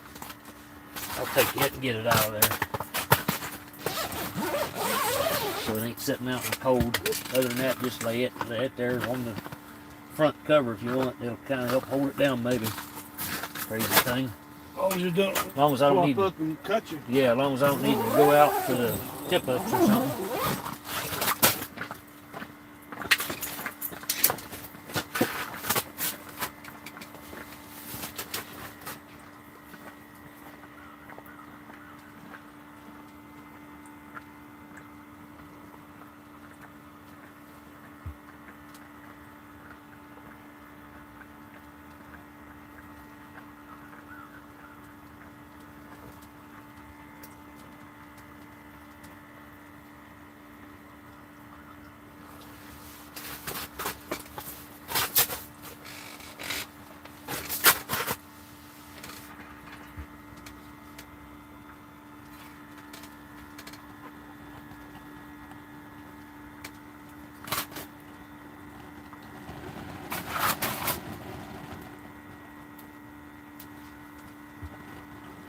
cooking a Cornish hen and wings. Ah, that sounds good. I don't know. I can't remember if I eat one of them or not. They say they're just like little chicken though. I've eaten dove and stuff, but ain't much difference in them, I don't think.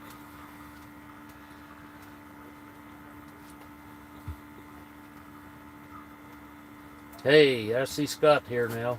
What are you doing? It'd be really fun if I had some doggone fish biting, but I can't get them to bite nothing. You working hard today, huh?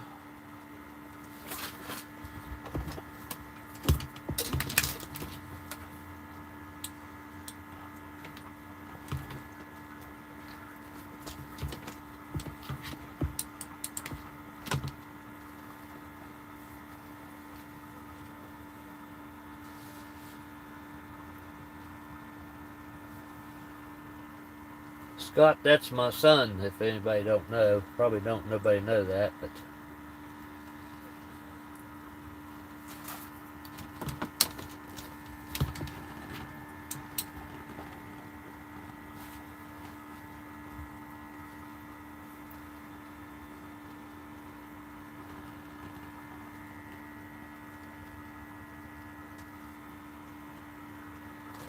well, I got a minute of swimming around there and nothing. No fish showing up.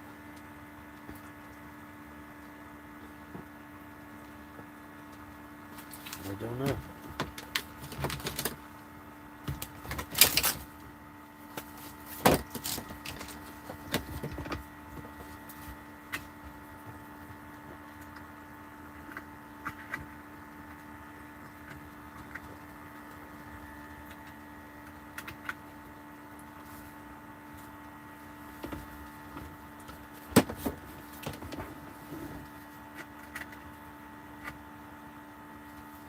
Uh-oh, my battery's still not picking up. It's down to 45 now, so I might have to quit after bed here.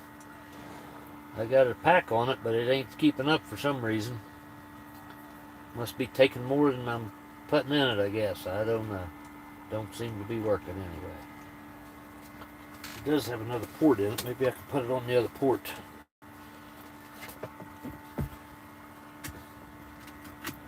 Try that, see if that charges any faster that way. If it stays up there, we'll keep playing it, but if not, we'll have to give up after a bit.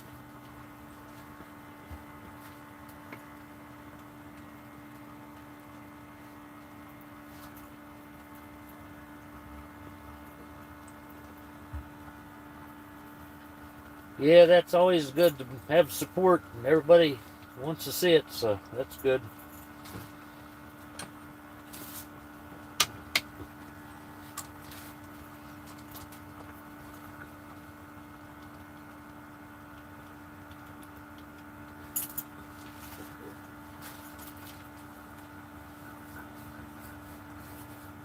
Anybody wants to share it, that's fine too, so.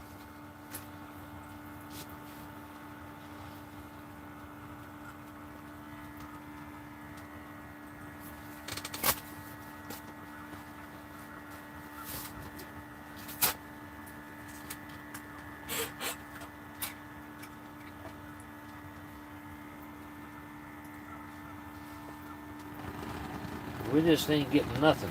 I don't know. What? We ain't hungry.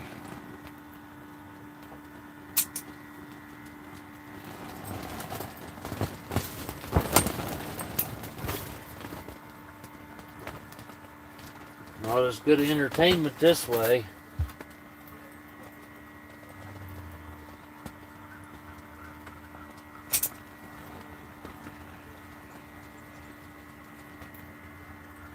Got a minute there. I don't know. He don't seem to be doing much for me.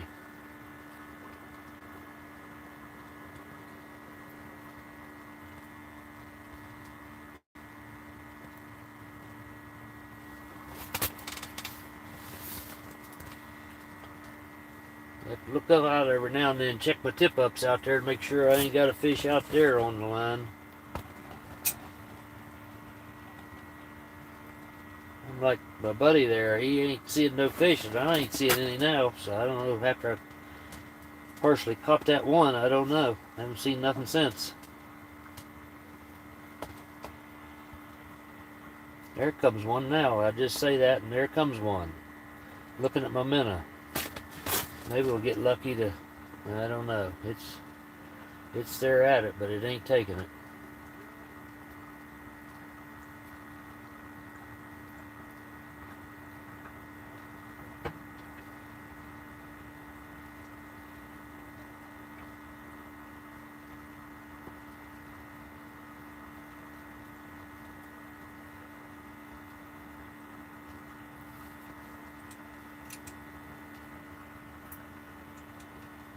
Yep, it didn't want it. Looked and swam away.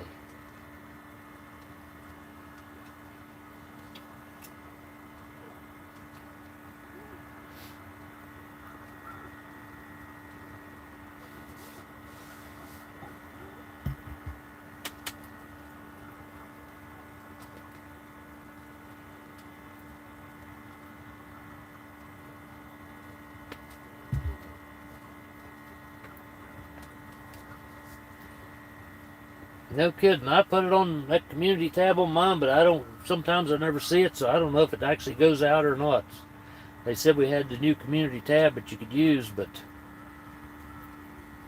so I don't know if it actually works like it's supposed to or not. I go to my page and places and I never see it. Says it was posted, but I never see it posted on YouTube, so I don't know if they posted or not. I see everybody that's got over 1,000 subscribers, they always get it posted for sure, but I don't know if mine's posting or not. They say it's supposed to now, but I don't know.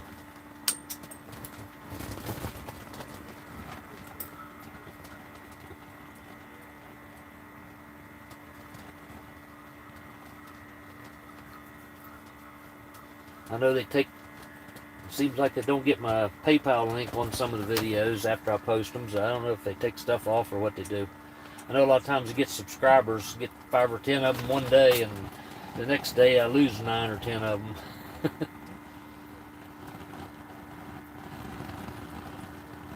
Everybody says they think they take them away, but I don't know.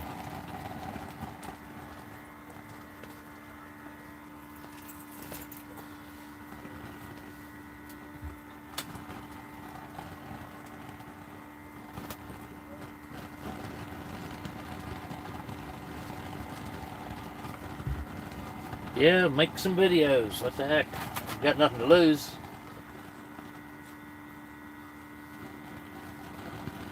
A little time.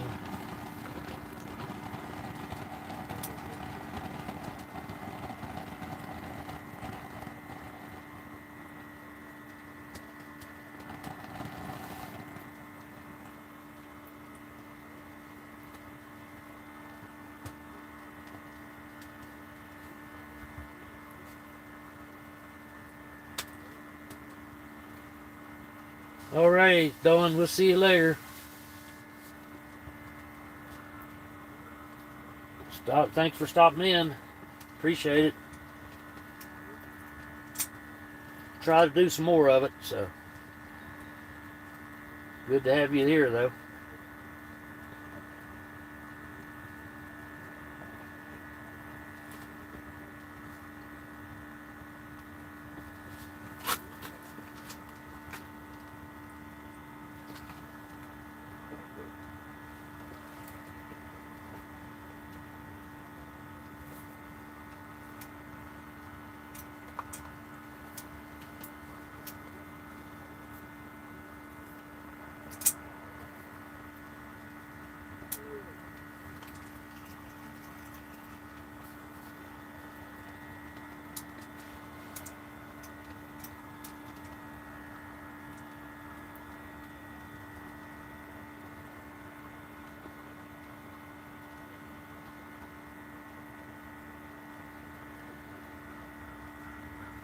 Trying to bounce it off the bottom here a little bit, maybe stir up some dirt.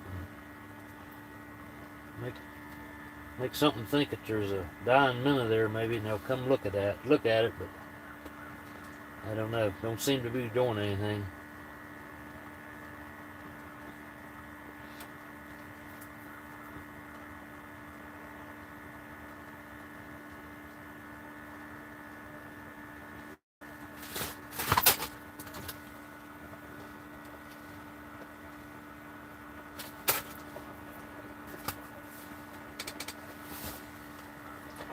Tip-ups aren't doing anything either today.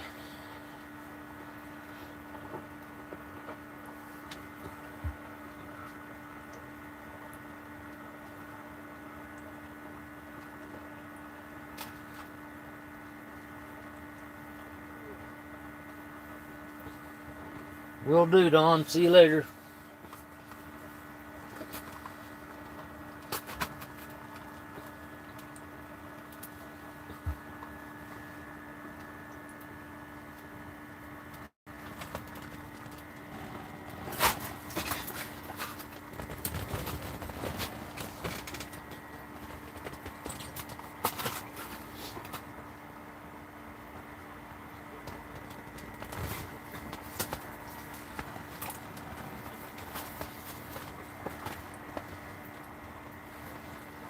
There's a couple more guys coming out on the ice with their sleds.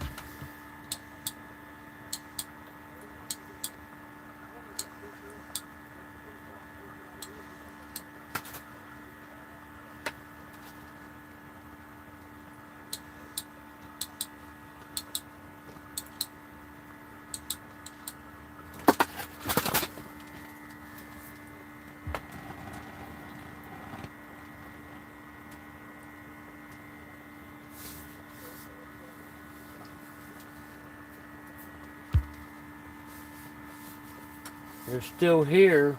Okay. I'm still on this end.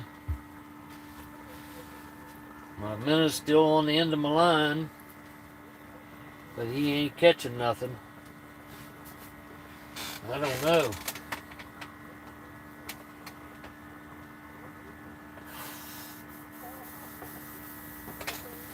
If I have to cancel the big fish fry.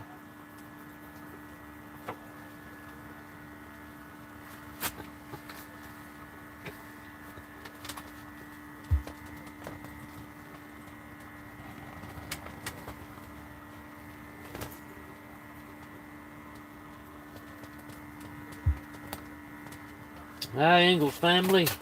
How you doing? Good to see you. We're trying to catch some fish here.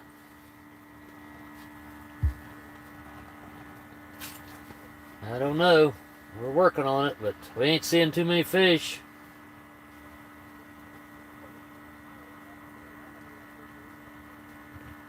Siberian gal pal, hello.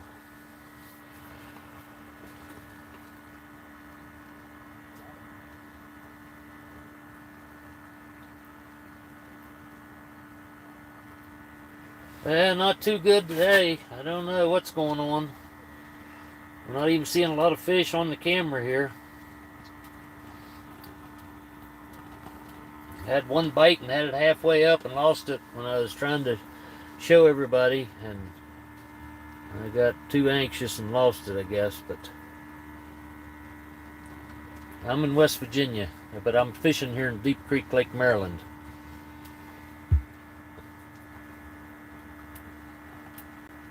Got about 5-6 inches of ice, 30 some degree out, 36-7 degree I think, or 34, something like it today. A little bit of wind.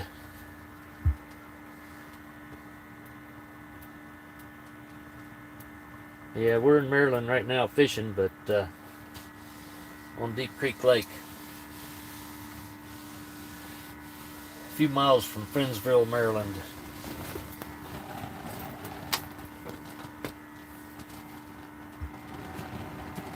Oh, okay. We're out on Green Glade Cove. If anybody wants to look up the map of the lake.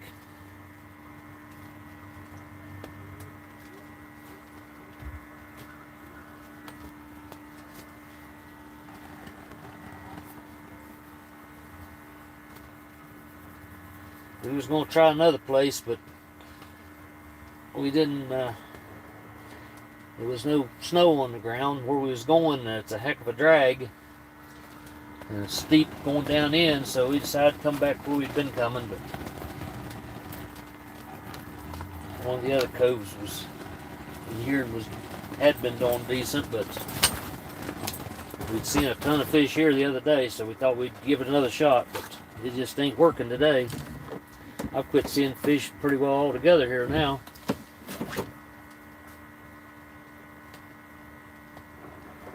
Oh, okay. Yeah, that's not too far away.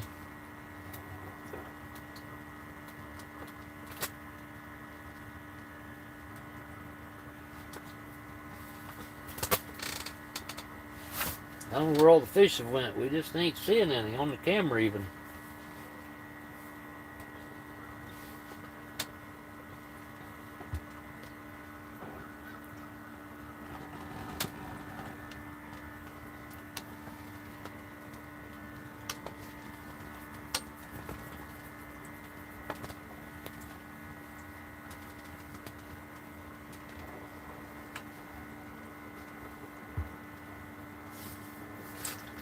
Oh, okay. I know where Harper's Ferry and Winchester's at.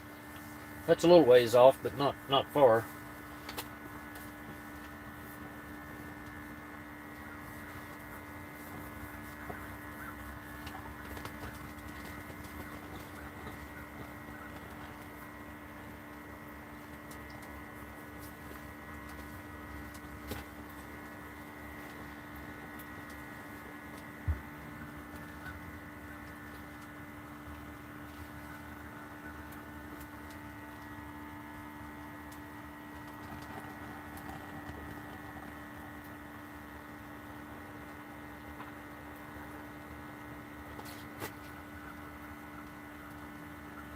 Oh yeah, that's horse tracks and stuff, yep.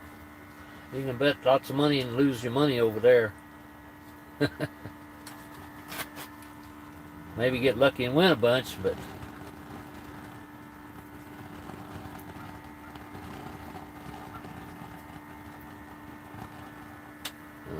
let's see here. Dougie Doug, how you doing? We're in Deep Creek Lake, Maryland.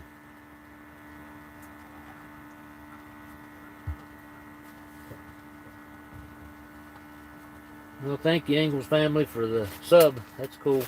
Appreciate it. We only need like 700 or 650 more, you know, to get that 1,000. But every one counts. But we'll get there one day, maybe. And if we don't, we'll have fun trying.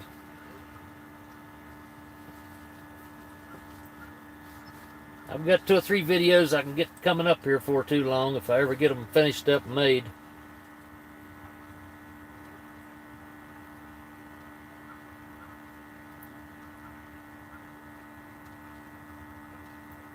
Yeah, this has been a hectic winter over here, because one day it's froze, next day it's open water, and then it freezes 2 inches, and then it's rained for 2 days, and then we got that cold spell that everybody on the north coast, or east coast there, got for a while back, 6 or 8, 10 below zero, and it froze up pretty good, and it's stayed that way since, but we've had rain and warm spells. But after today, it's supposed to be in the 40s and 50s for 9 or 10 days, I think, over here. So this might be the last day we get on here, unless it gets bad toward the end of the month there, really cold for a few days to refreeze. But it's not been real good this year, and a lot of times the ice wasn't safe and different things.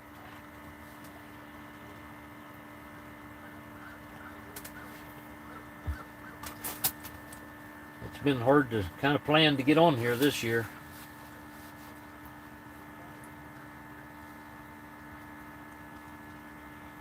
But the quicker it gets off and the sunshine comes out, we can get the boat out and maybe we can still catch fish then.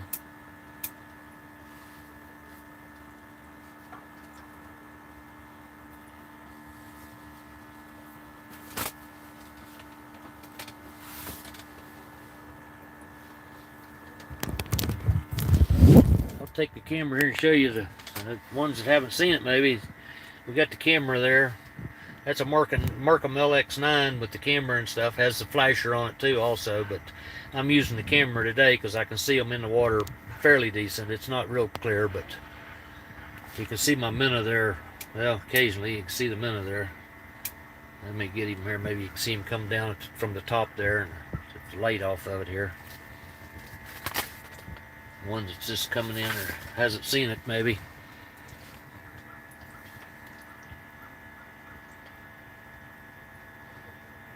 Well, we can see the fish if they come through there, but they haven't been coming through here the last few months for some reason.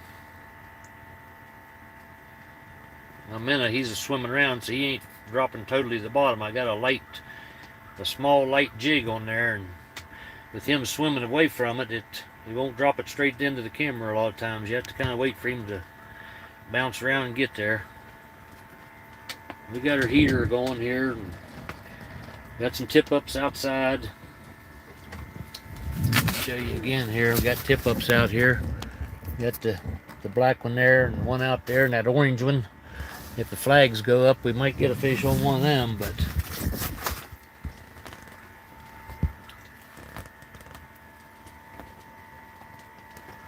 yeah, I seen that. It was 100. What was it? 108 degree below, or something like that crazy with wind chill. The new record was like 102 or something before that, I think they said.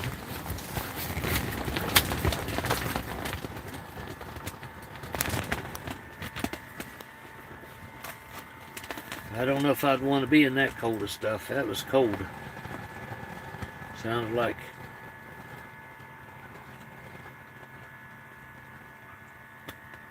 I don't know where my minnow went. He won't go down there, swim down. He keeps swimming around or something. Get him back down there on the bottom somewhere, or close.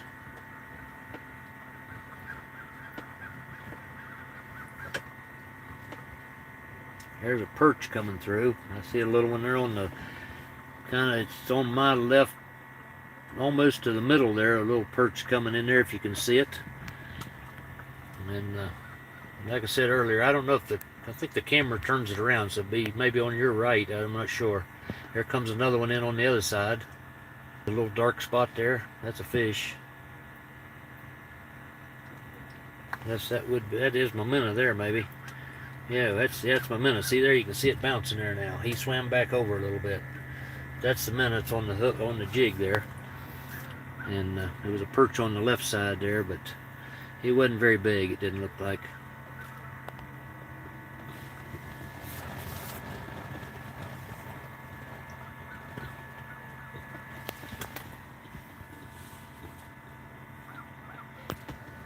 There's my tripod rig up there. I was setting it down in that rag, so it's kind of hard to get it in now there and then still see the.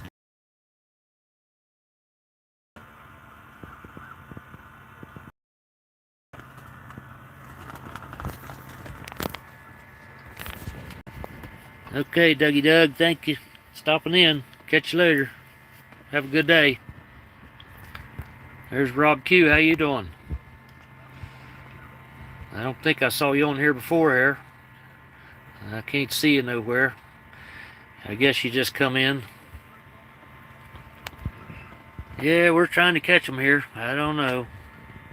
We got the hole over here, got a minnow down on a jig, and tip ups outside and going, and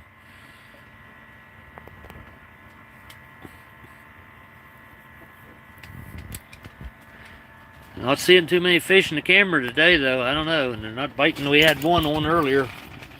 Everybody else, I think I saw it in the camera or when I was showing it there, when I set the hook maybe. I don't know how clear it come through, but I was reeling him up and holding the camera, and he got off. So, middle-sized perch, wasn't nothing huge, but haven't done real well today. Not seeing many fish now. My buddy, he done packed up and went somewhere, moved on over on the lake a little ways there, another 100 feet away from me. He wasn't seeing anything on his flasher.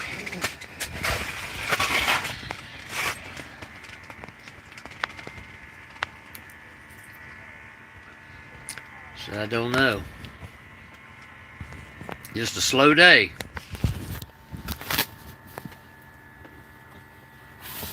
But that 33-inch or 33.5-inch pike the other day, my buddy caught, and that nice walleye, and we caught a few perch and some bunch of sunfish that day. So I put them on there. I got them on a video to come up, and we'll try to show you that. But that was a nice northern pike he caught. We'll try to get that on video soon.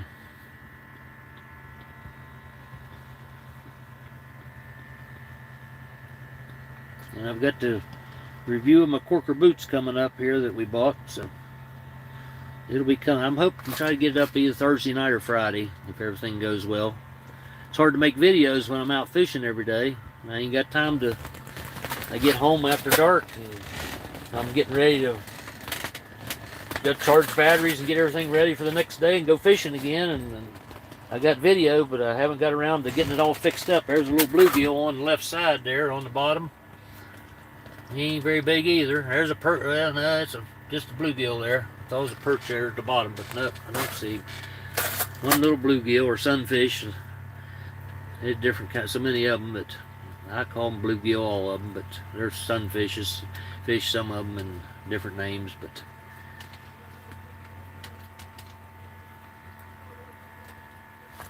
he ain't very. He wasn't very big, anyways. But if you catch a bunch of them, they're good eating if you want them to eat.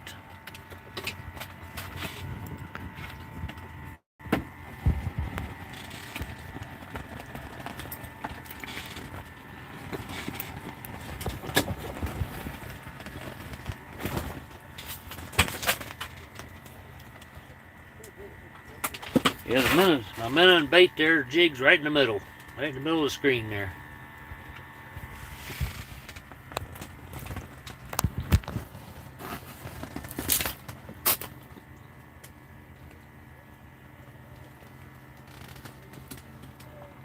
There's a perch right under my minnow. He's just right there, this side of it.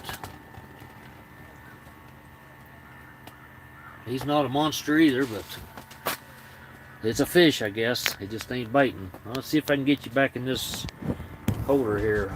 Maybe, I don't know, without dropping you.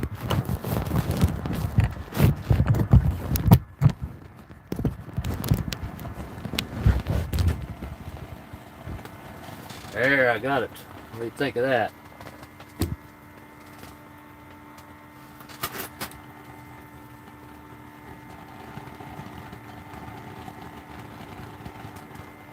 Well, I have a son that lives down that way, up toward northeast, and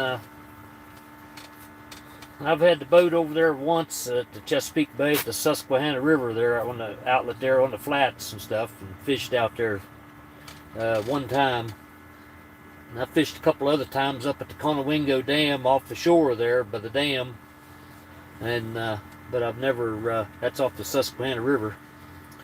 But I've only had the boat down there once, and we went in down by Perryville and put the boat in, and down there he lived close to there then, but he's moved up north a little further now. So, yeah, I get down that way a good bit, but I've only taken the boat with me one time down there.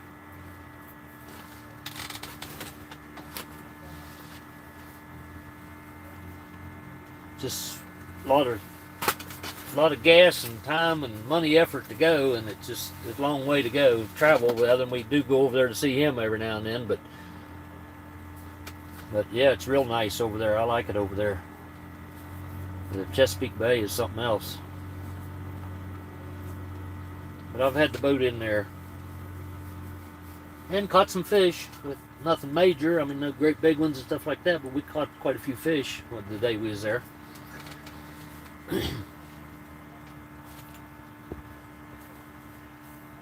I've fished all over West Virginia, the Mon River and Stonewall Jackson Lake and Stone Cold Lake and Burnsville and Cheat Lake and Deep Creek Lake here in Maryland and different ones, but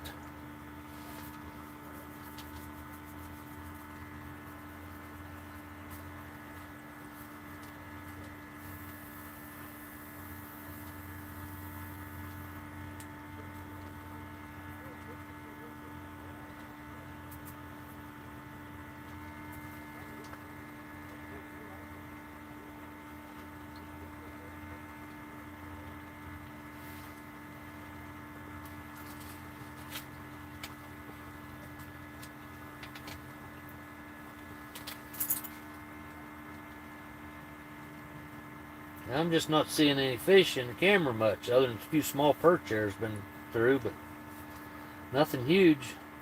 Had some big pike go through the other day on the camera 3 or 4 different times, and so I saw some largemouth bass. I saw perch, chain pickerel. What else?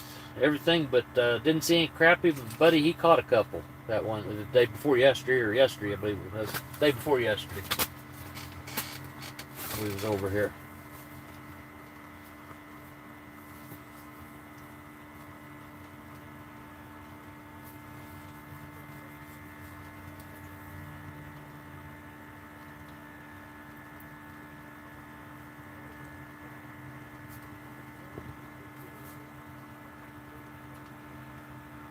Well, I bet that glass bottom boat was cool to see. It's nice when you can see down in when the water's clear and stuff anywhere you go.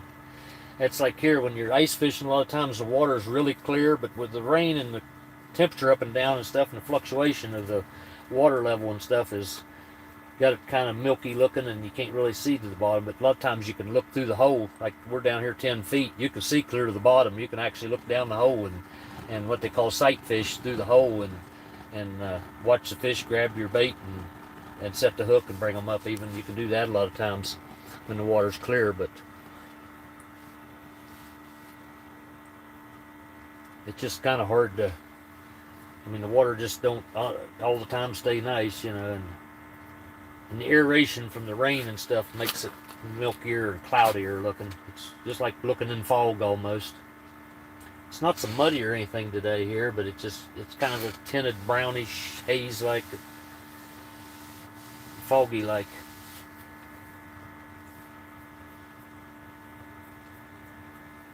Even the camera, I gotta have it turned up so bright that it distorts it. That's why that green tint. Normally it wouldn't have all that. You could have actual color, but there's not a lot of color on the bottom this time of year anyway. But there's a small perch coming toward my minnow now, but I don't know if he's going to end up coming over to it or not. He's coming closer and looking at it, but looks like he's going to swim on by. I don't know. He don't seem to. He looked at it and then he went on by. My menace jerked there a couple times and the perch took off. It disappeared out of the screen even, so I don't know where he went. Like the menace scared him. Everyone's coming back around toward it, so maybe he'll come over and grab a hold of it here in a minute. I'm hoping. We'll see. Maybe you'll get to see one come up out of the hole. I don't know. He would up and take it maybe, but he's there kind of looking at it, but he ain't. He's swimming away again. I don't know. He ain't a big one though, so.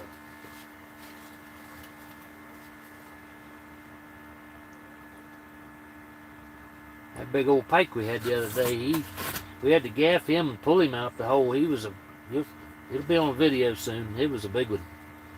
Real nice fish.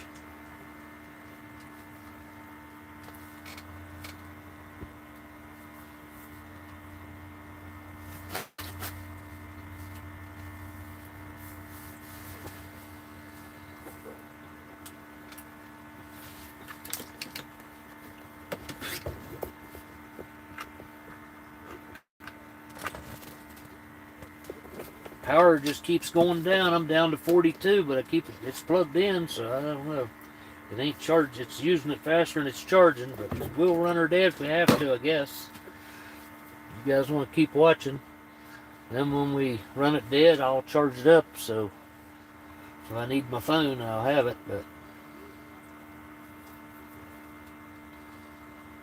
we don't use as much whenever you on a live, just looking at the phone or something.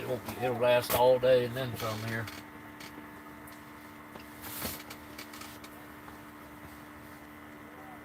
I hadn't done this long alive, so I didn't know how long it would hold up. So.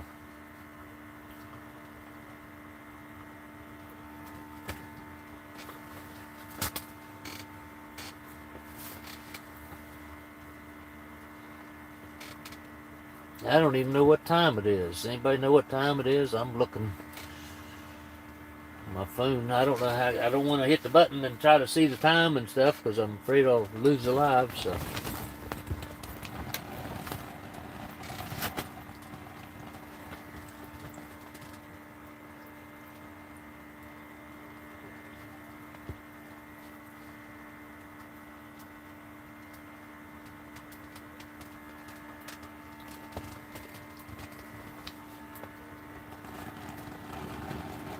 $12:30, huh? Oh my.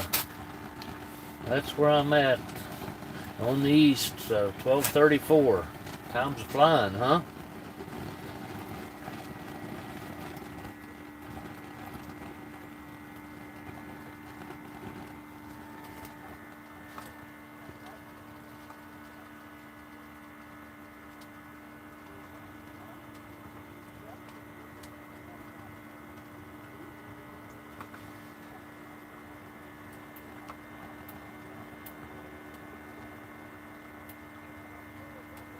Thinking it was a tourist trap, but thinking now it's for fishing, etc. What's that? The North Pennsylvania or Deep Creek here?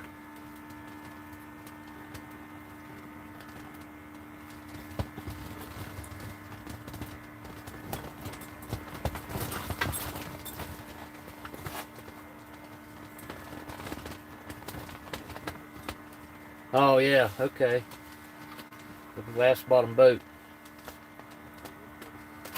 Yeah, they do a lot of that with them and fish off of them and stuff to see through and all that. So yeah, this where I'm at, this here, it's really touristy basically, and it's in the winter. It's a heavily ski resort here. It's got the Wisp ski resort over here, and so there's tons of people comes for that, and sledding and toboggan runs and all that stuff. So they do a lot of that, and then there's a lot of snowmobiling going on when they have a lot of snow. But like now, there's no snow on the ground hardly. I mean, just patches here and there.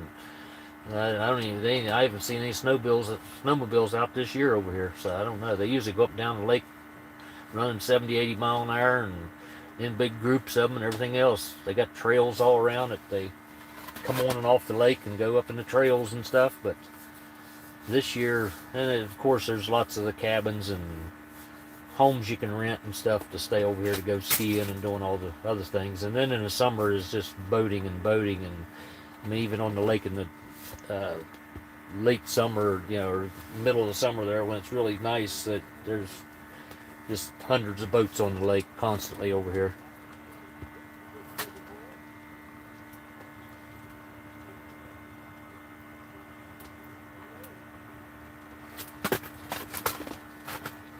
And there's an airport, a smaller airport a regional airport close by that a lot of people fly in with their private little airplanes and stuff from over around DC and that area and stuff, and come over to on the weekends and stuff and do a lot of stuff. So there's a lot of people and a lot of stuff going on over here in the summertime, and the ski resort stuff in the winter when they have a lot of snow and stuff.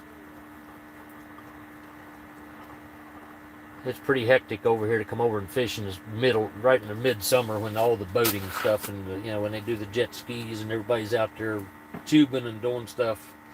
It's the water's pretty choppy and stuff constantly, and other than in the evening or late night something then you can fish. But before midsummer and after midsummer, later in the fall is really the best time to come over here and do a lot of boat fishing.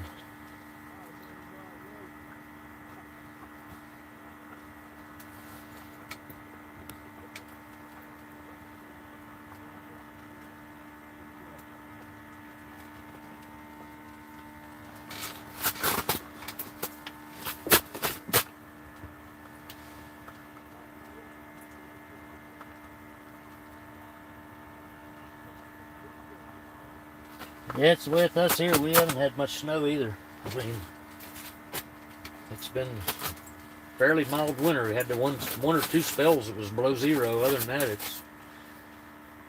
it's been below freezing quite a bit, but it just been a lot of rain. We got a lot of rain instead of snow. All that stuff that went up to New York and up that way, it kind of give us 2 or 3 inches every time, and then it was gone. And then the next day or two it was raining, so. Rained a lot, so that would have been snow. We'd have had many feet all this year, but that's what's hurt the ice over here even. Made it hard to get over here and do anything. Even there's a couple guides over here that does fishing guide stuff over here in ice fishing, and they haven't even got to get out very much.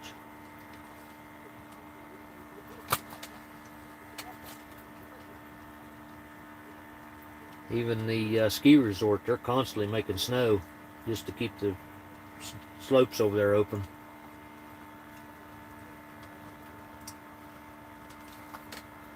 They'll probably be about done after today too, I expect, because it ain't even supposed to be cold for a good while now.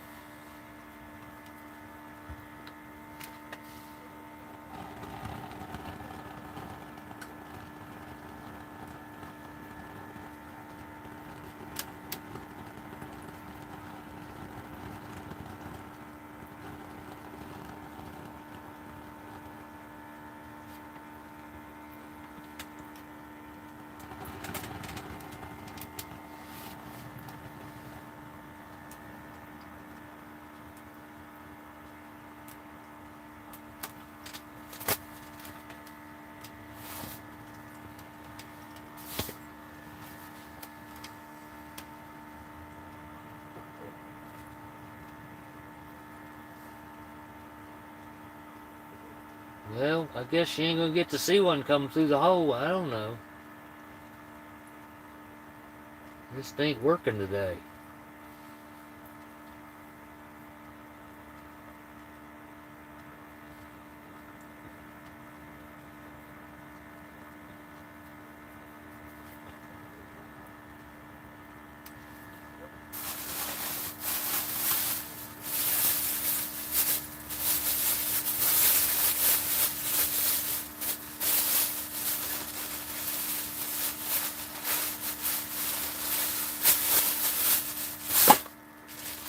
Well, I don't know what's happening. I guess we could set this pepperoni roll on the heater over here and let it get hot and eat it maybe, since we ain't catching fish. Can't go hungry even though we're not catching fish.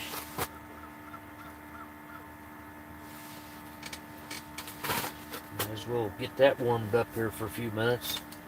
Eat that.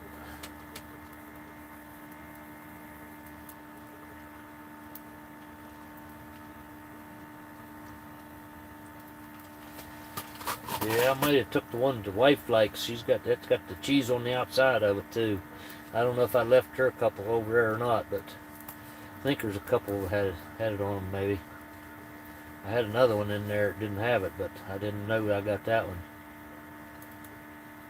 She might tell me here in a minute to bring it back home.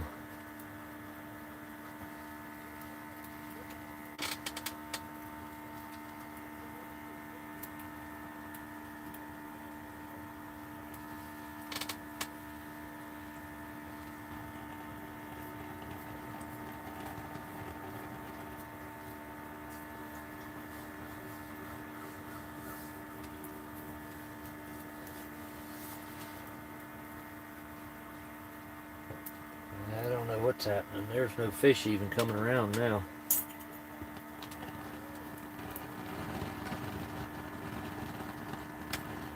Oh, you're still there? Okay. I didn't know. You want your pepperoni roll back? Ooh, there's a perch.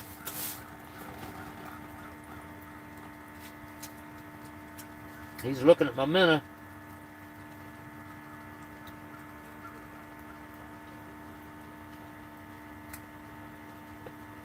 He's coming to it. I don't know. He's wanting it. Minnow keeps swimming away. Crazy thing. He's chasing it though, or running toward it, so maybe he'll grab it here in a minute. I'm hoping. I don't know.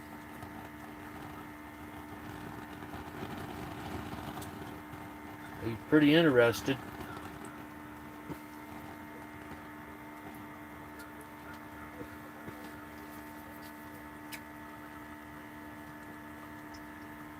Yeah, that's a nice one too. If it would come by there and grab it. I don't know.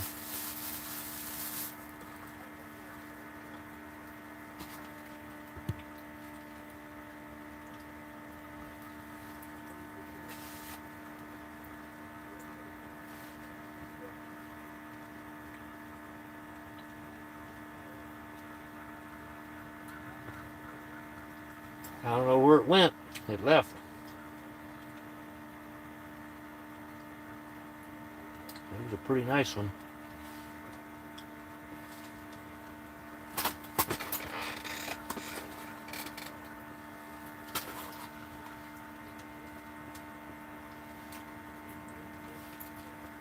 Look at that.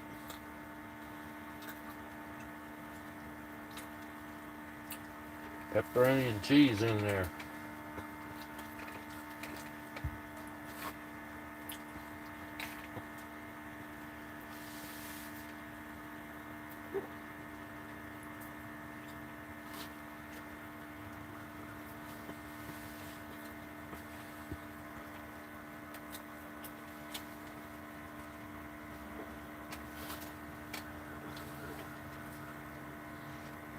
I thought I was going to get a fish there, but it just swam on by again.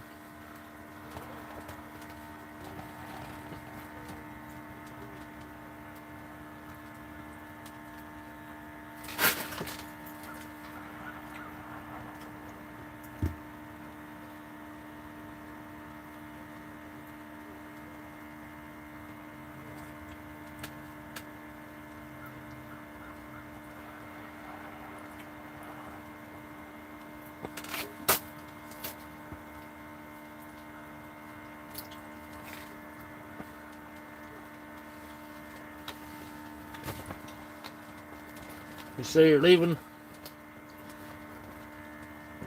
Yeah, it's pretty good.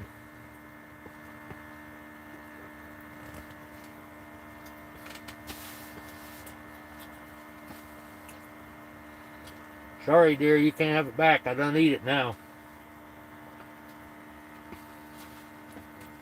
Hope you got a couple in the refrigerator. I think you do.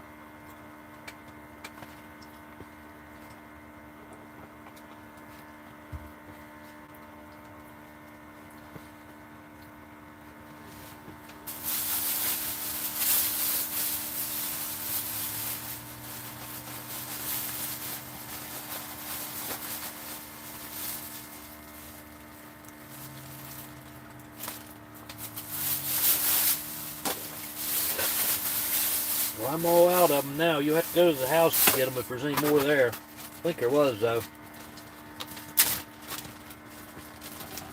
If the wife will share, I don't know. I'm not there today, so.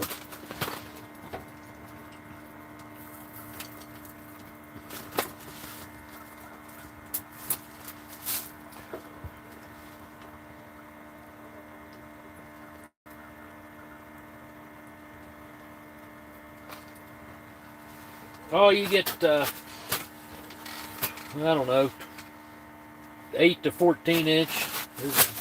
12, 13, 14 inch are really nice. They're the jumbos, they call them, the bigger ones. There's a lot of them rainbow trout, of course, can get, up into the pounds, big, 20, 30 inch even. But so the perch aren't, they don't even, they never get that big actually. And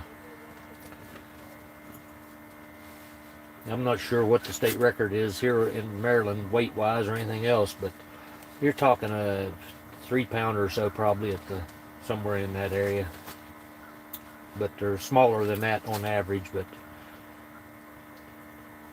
I mean, if 6 or 8 inch ones will really make a nice little, for 1 or 2 people to eat, no problem. I mean, a nice little meal. If you get some of them jumbos, one of them's enough for one person to make a sandwich or two even. They have some fries and stuff to go with it. They can get pretty husky, like a lot of meat on them.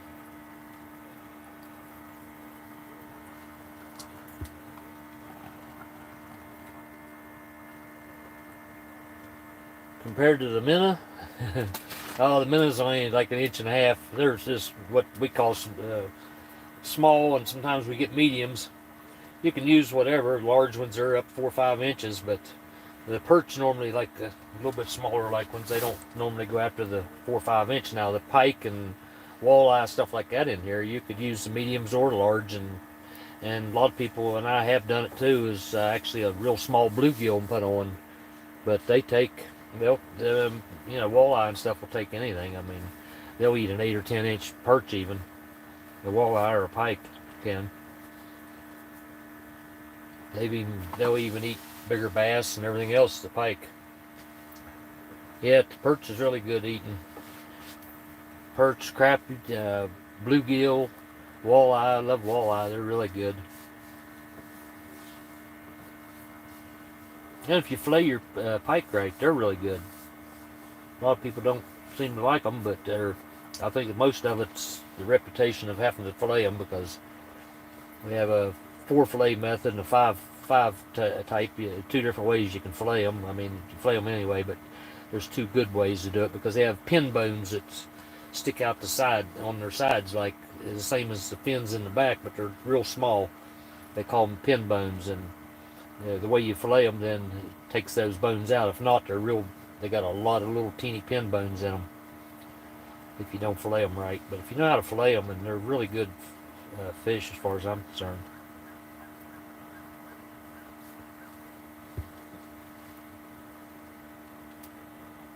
Well, mostly I like perch and walleye probably, and crappie. They're really good too.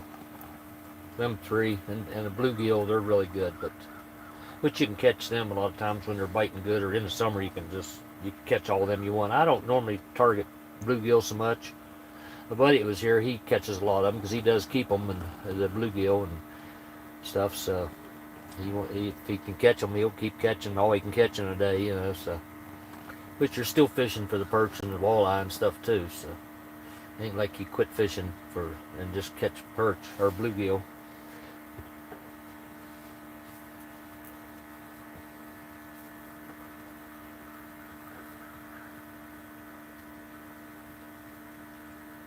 I've done some of every kind of fishing around, as far as freshwater and night fishing, and we used to go to there's a lake down toward Buchanan in West Virginia that we used to go to a lot, and we pretty well lived on that lake with Stone Cold and Stonewall Jackson. But Stone Cold, we used to go there and fish at night and catch trout all night long. We'd put lights on the side of the boat and different stuff into the water and anchor out and catch fish 24 hours a day.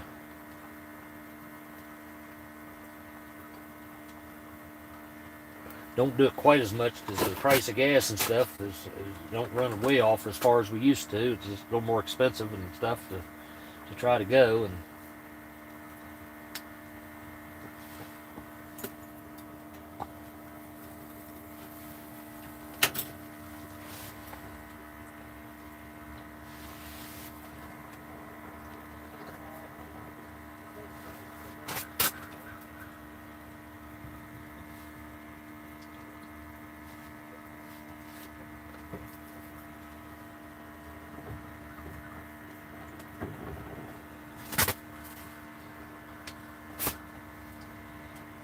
Nothing on the tip ups yet. They're still out there down on the bottom. There comes a little small perch swimming through.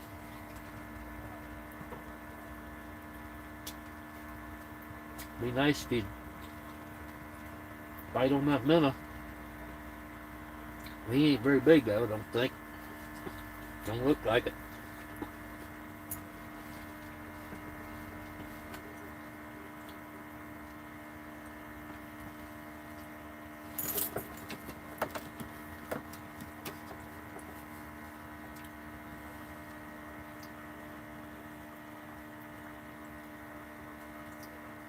Cornish hen tastes like chicken, yay. Well, that's good. I think I've eaten one. It's been a long time.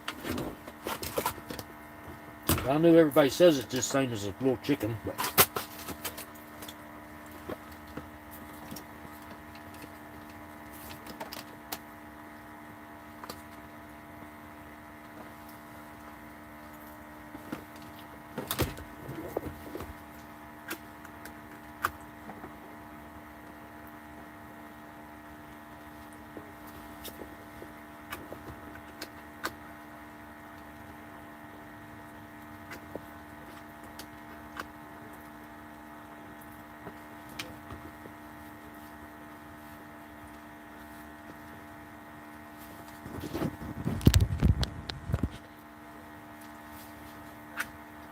I don't know what this is going on. It don't say I'm charging my battery. I don't know.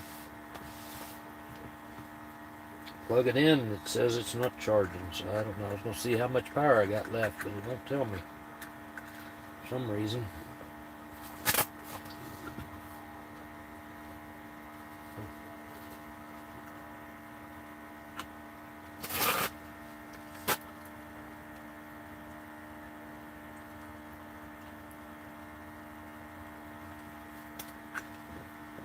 Yeah, a lot of stuff like that.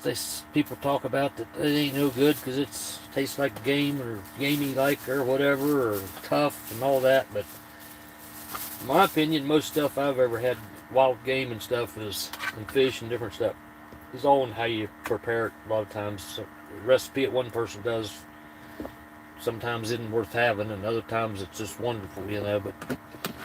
But I've just like venison that people don't like and stuff, but I've had people's venison I didn't like either, but a lot of it's in how you cook it.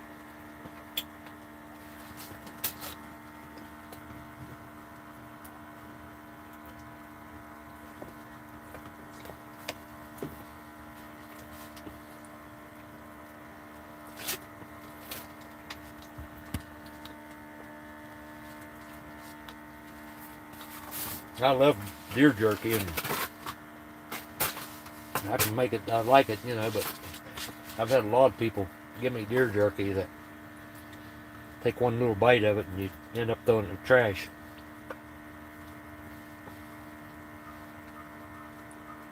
That has a lot to do with how you take care of your game once you harvest it out in the woods and stuff too. It makes a lot of difference.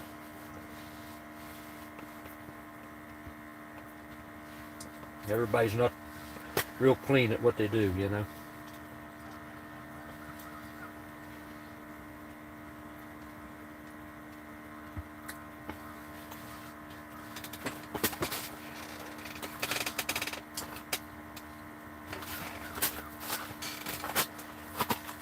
Yeah, even fresh beef has a different taste than if it's aged a little bit hanging, you know, before they cut it up and stuff.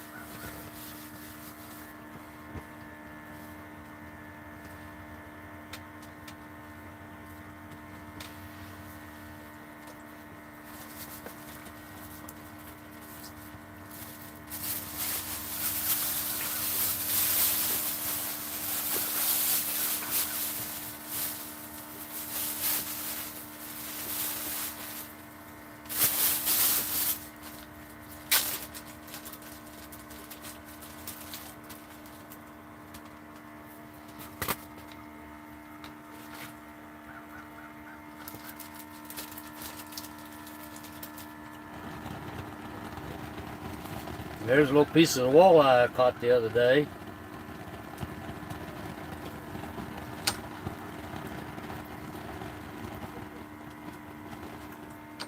Got a few little pieces of it here to eat.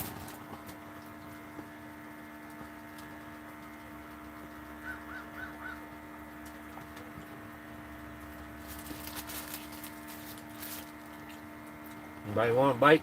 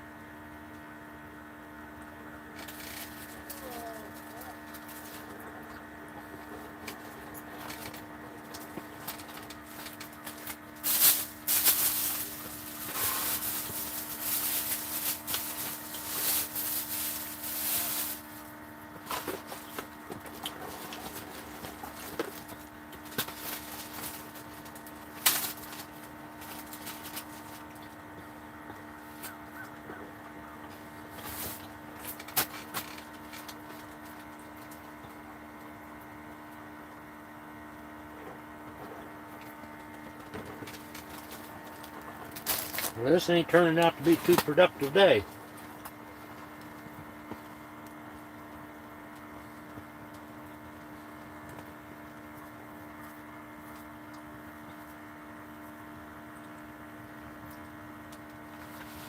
Not many fish swimming around today.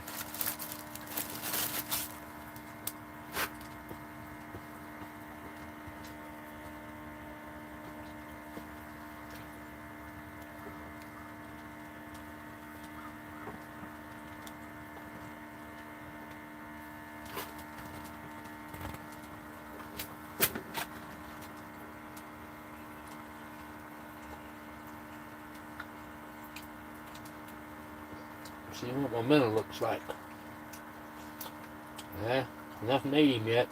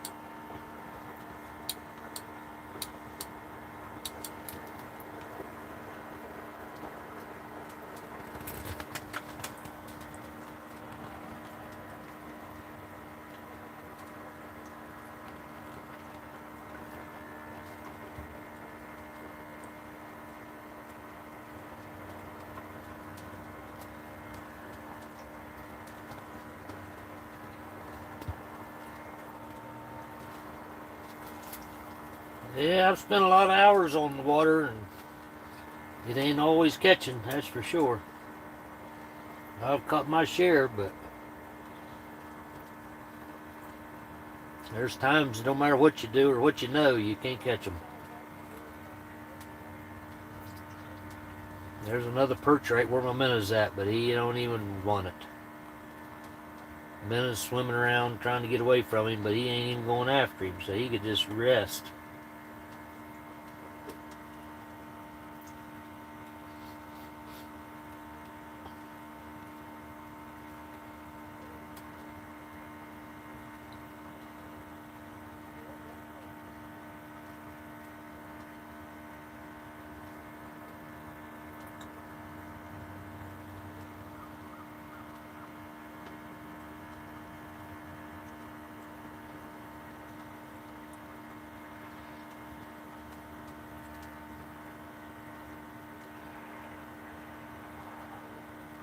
Well, I got 4 or 5 little perch here swimming around. I mean, 5, 6, 7 inches, but they're all over it, around it, and everything else. I see 1, 2, 4, 5, 5 or 6 right now on the screen, but they don't want that minnow. They ain't doing nothing. Just floating around.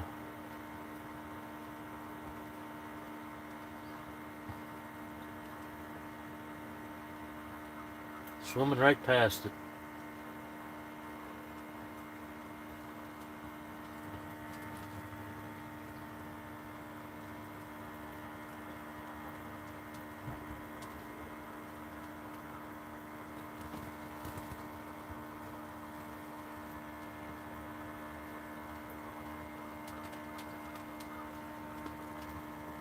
Hi, Jen.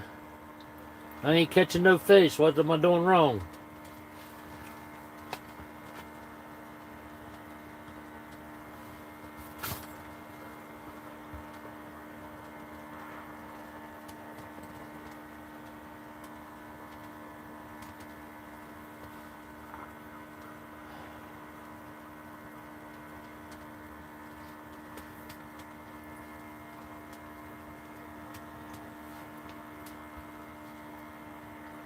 I'm trying, but I ain't catching nothing. I don't know. They don't want to bite. They're not helping me any.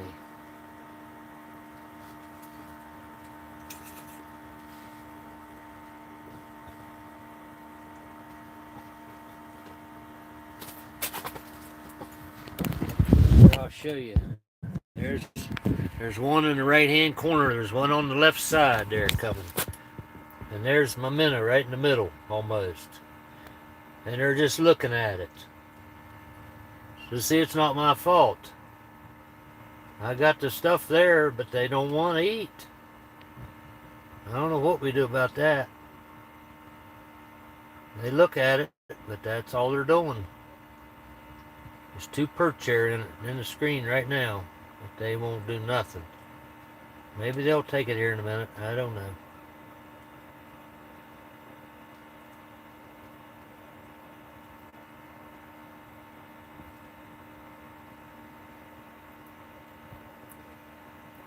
I've said that many a times over the years, but I see that little boy on Instagram now. He says something else after that, but sometimes when you think of that, that's what you want to do. But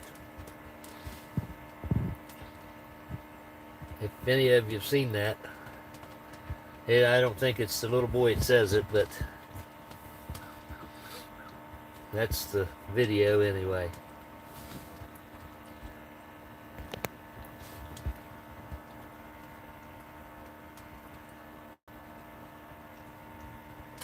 That's why I turned the camera around, Jen, so you can see them there. See the minnow in the middle? Right there?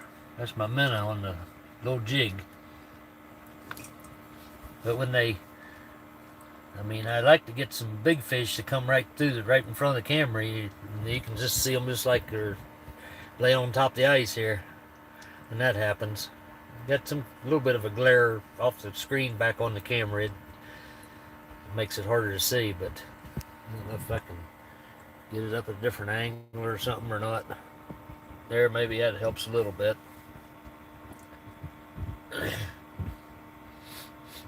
And the water's not clear either. I told him there earlier, but it's kind of a milky, I don't know, like a foggy haze in the water. Well, there's not much air right at the moment. There's my minnow right in the very middle of it. You can barely see it there. He's a good little ways from the camera anyway in the water. You can't have the camera too close to your. See, there's a perch right there to the left of it. It's actually coming to look at it like it's wanting to grab it. If it would be nice, but I don't know if it will or not. It seems like it's wanting to, but it's sure looking at it. But there goes the minnow back across. And the perch there, he comes after it, looking at it. But so he's actually interested, but he just won't bite it. Hopefully he will here in a minute. He's going up toward it there if you see him. He's there at it, and he nipped at it, but he didn't really There he goes now, right in the middle. You can see him going. He went across there.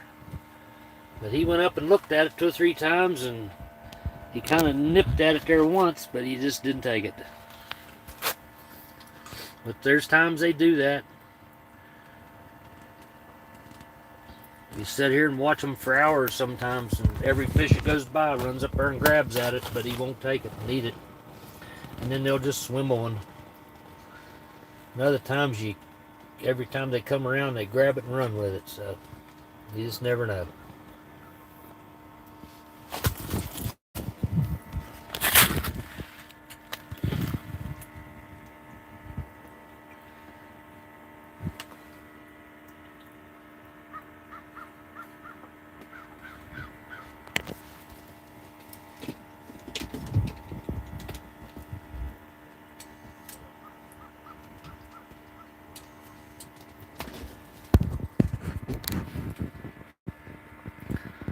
The minnows right there in the middle, almost. Right now, you can see it there. I don't know what you can see. I can't tell if you can see it or not, but right there you can barely see it flickering. See it there? That's my minnow on the jig. Hopefully you can see that. Hopefully you can see that perch that went through there a minute ago.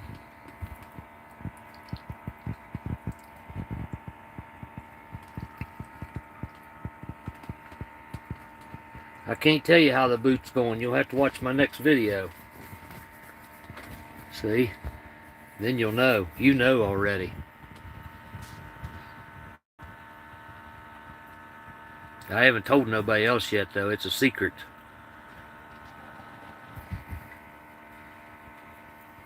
Maybe Friday, Thursday or Friday morning, maybe I'll put that out. Hopefully, that's what my plan is.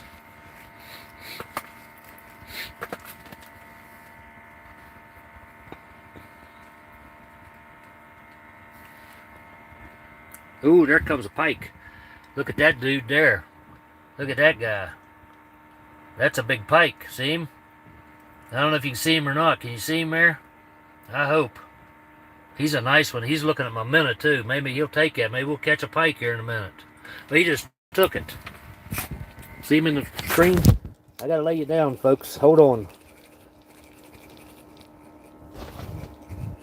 I've got him, but I'm gonna have to get a. We're gonna have to play him a minute. I can't hold you here, so you guys hold on. He's pulling pretty good. We got a pike. Pretty nice one too, but I'll have to gaff him and try to keep you here with the phone and 2 or 3 hands and everything else. Let's see what we got here. He took it though. I see him in the hole, but I don't know if I'll be able to get him or not without putting the phone down. And I don't want to put the phone down. Looky here, folks. Look at this one. Wait, I'll get you on here. There he is. Right there, he's coming out of there. There he is. There he is. Look at him. It's a pike. Northern pike. Look. There he is. But he's not big enough to keep, so we'll put him back. But there he is. And we caught him on that little jig right there. You see that jig? With the minnow on. He was hungry. So there we go. We caught one. Finally. Got a fish. Can you see him? I hope you can see him.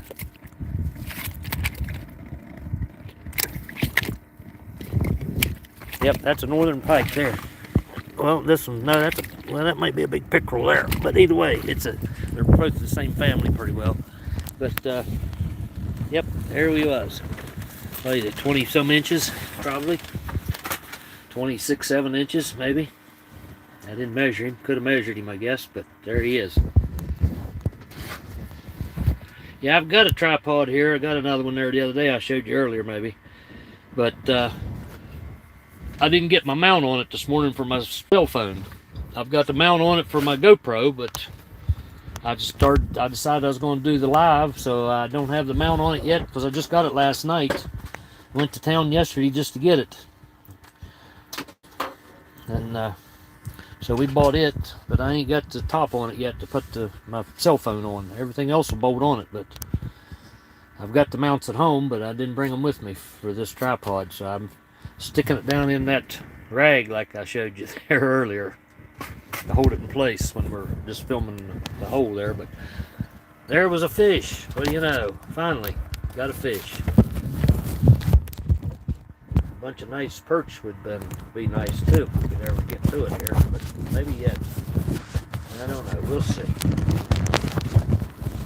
I get this phone put back in this rag so I can bait up it and get back down there. Can't catch it. There we go. We back? I think we are. I shut you off, I think. Pretty short, isn't it?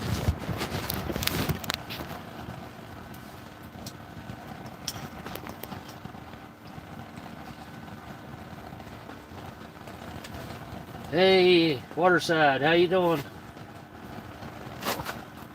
Yeah, that was a pretty decent one. Rob Q there. I used it here earlier though, I think so. Okay, I hit the button trying to get you down in that thing here, so shut it off, I think. But I got 37 power. I don't know, it keeps getting lower and lower, and I keep it charged and plugged in. So we're gonna get another minnow out of here. Get another one back down there and see what we'll find out. I don't know. We'll get something yet. Get some more. Might get a bunch of perch, but I don't know if that's going to happen or not. Ain't looking promising today for some reason. But yeah, that was a nice fish to catch on this little jig with a, I think I got 3 pound on this pole maybe, if I ain't mistaken. Ain't very big anyway.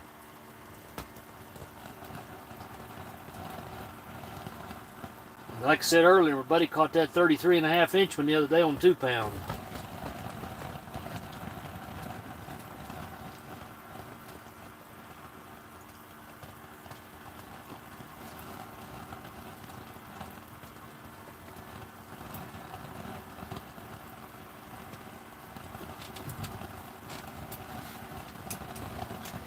I'll put another minnow down. I don't know, did you still on here, Jen? Did you see that big fish?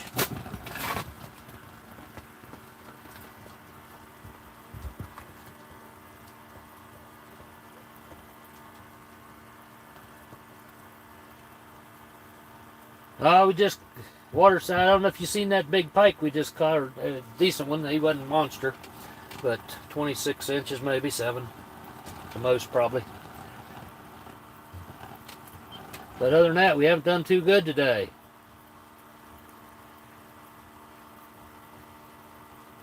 We ain't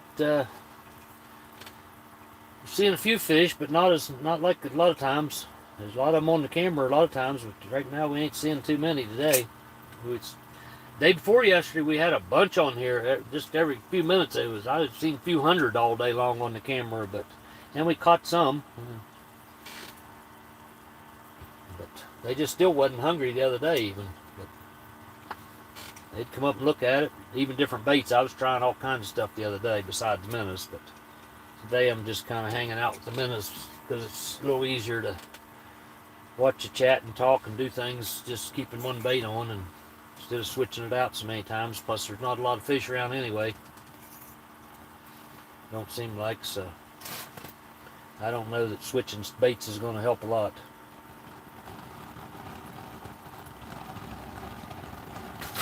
Experience over here, that is. I got a minnow down there again, but that was one that was hungry anyway. That's all I need, ones that's hungry. The ones that done ate this morning and eat lunch, I don't need them.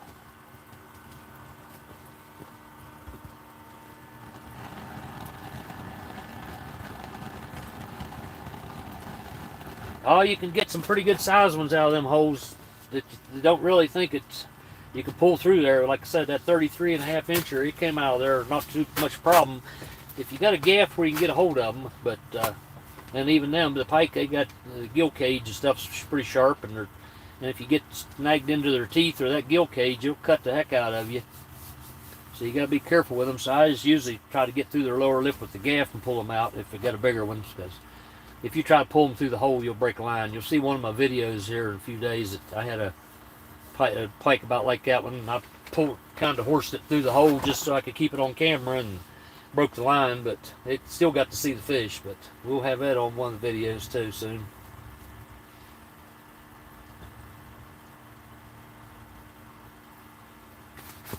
Yeah, I'll take one if nothing. I mean, that's way better than sitting here nothing all day.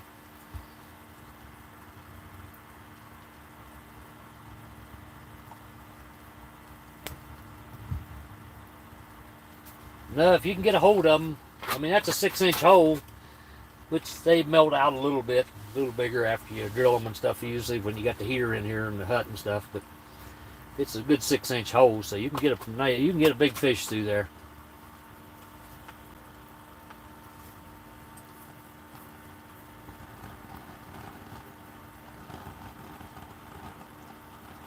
I think the record pike here is 24.5 pounds, I believe it is.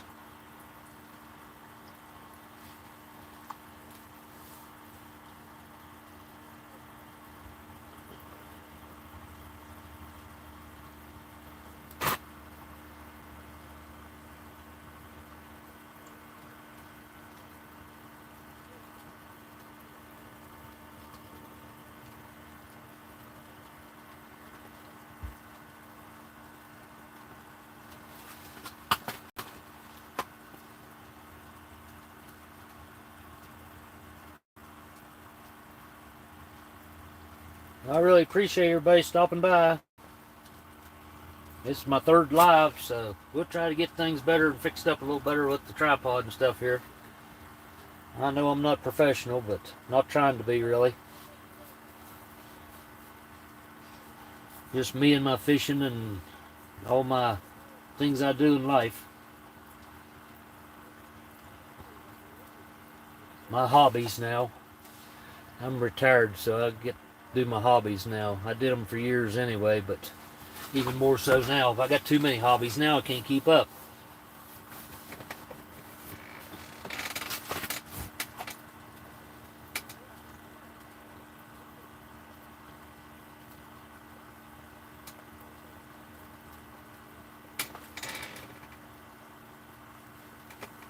I got a minnow on camera, but I don't see no fish.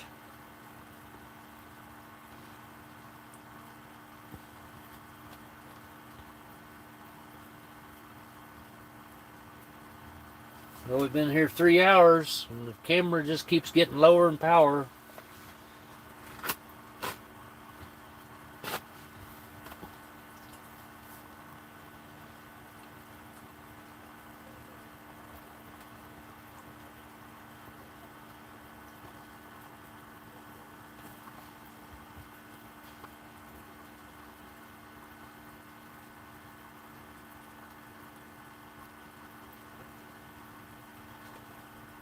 Yeah, I appreciate you hit the like button. That helps a lot. And the subscribe button if you haven't already, and if you're interested in what I'm putting out here, or some of my other videos, check them out. I think I got 130 some or something like it.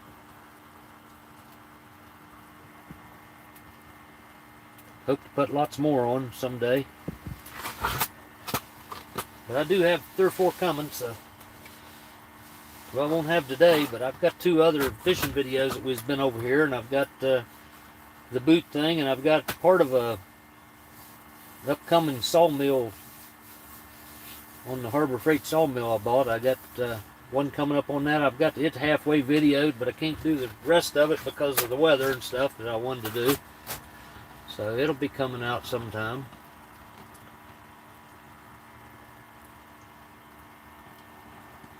Then I'll be switching over to the boat when the ice all goes away. So we'll have some there maybe down the road. Sometimes I get so many things going on I get lazy, you know, and instead of getting them edited and doing what I need to do, which I don't have a high-dollar editing program, so that kind of shorts me on some of the things I can do to edit too, so.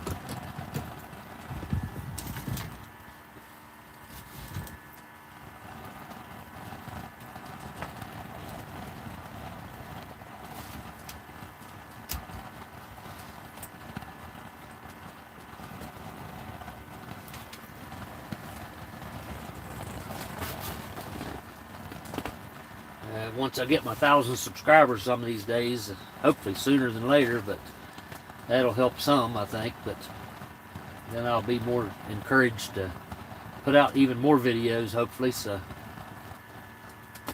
there's a perch coming over toward my minnow, but he's swimming on through, looks like.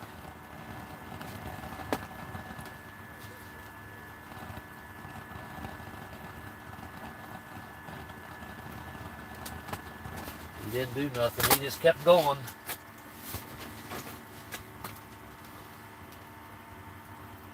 Quite a few small ones, ain't no large ones around.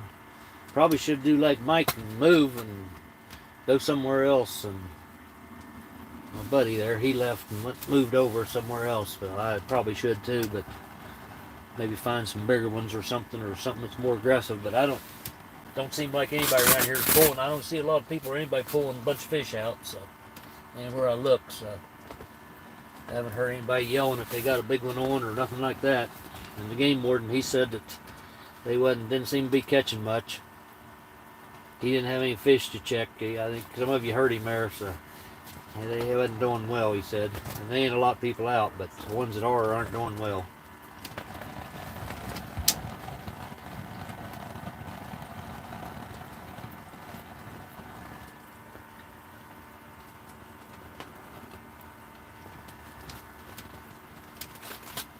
Yeah, we'll have to, time flying, we'll have to pack up and go home here before long.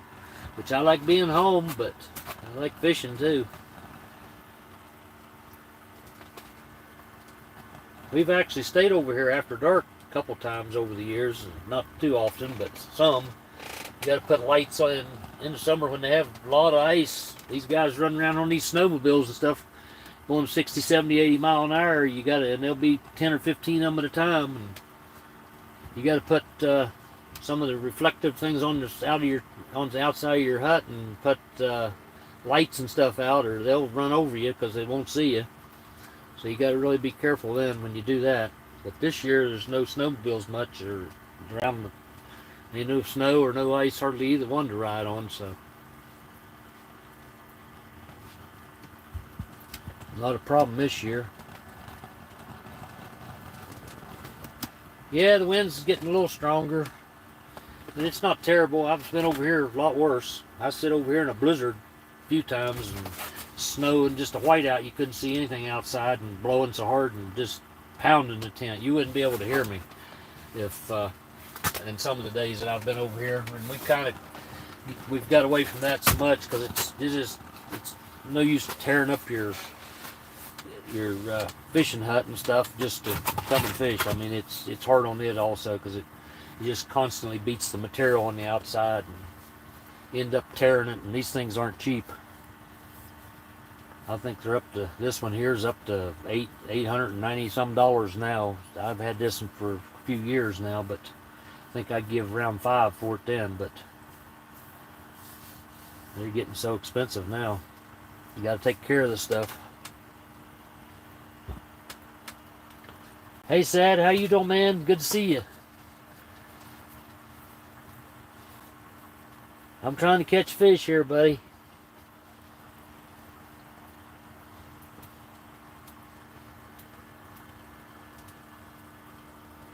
Appreciate you stopping in, man.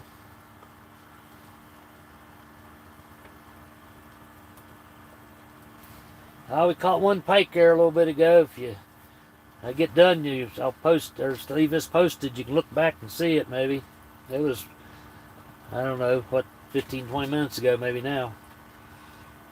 One pike, and had one other bite on a perch. Got it halfway up and lost it. I was trying to turn the camera and reeled into and lost it, but not seeing many fish. None of them biting hardly.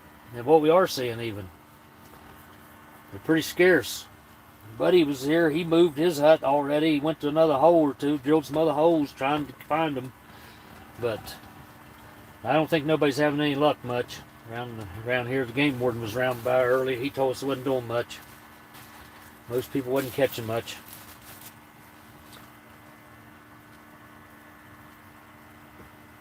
Yeah, it was a decent pike. Like I told him earlier, we're going to have a video coming up. Buddy caught a 33.5 incher, and I caught a 20 and something inch nice walleye I had, and didn't get it on camera to catching it, but I did catch another pike. Got it up out of the hole and lost it on one. I'll have on one of the videos and stuff. So, but the pike that he caught was real nice. It was a pretty nice one. And we was over 2 days ago, and we seen fish everywhere, hundreds of them, just swimming by every little bit. And still caught some, but not a lot. Been slow.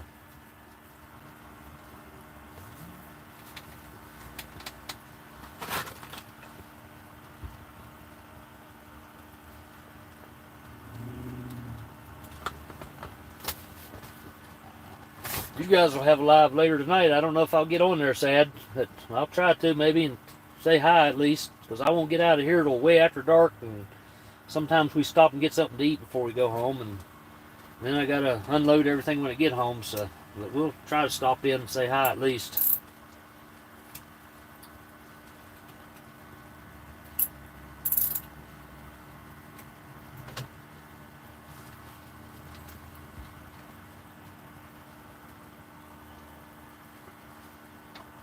Everybody keeps asking about the boots. I can't tell you. I got a video coming, and you'll see. I'll tell you then. It's a secret. Alpine Gulch told me I couldn't tell nobody. He said be quiet about it. Put it on video. You know how that is. The suspense. You'll watch it then, right? I got them on today. I can tell you. See there? I got them on, but I can't tell you if they're good or not, though.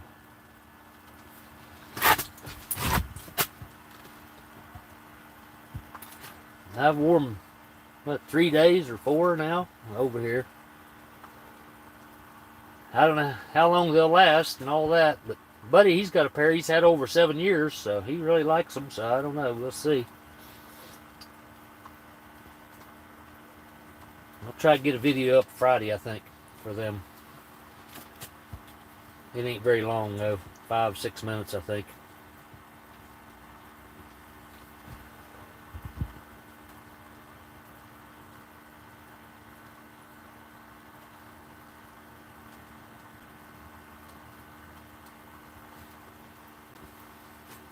Yeah, we can't tell the secrets, can we?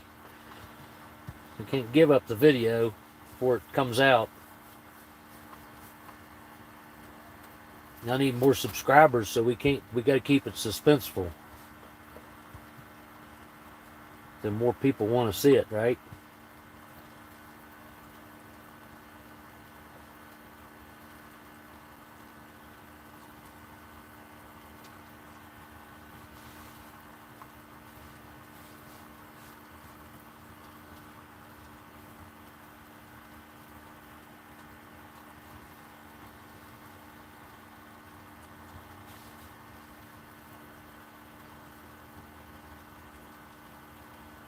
Well, I just ain't seeing any fish at all on the camera.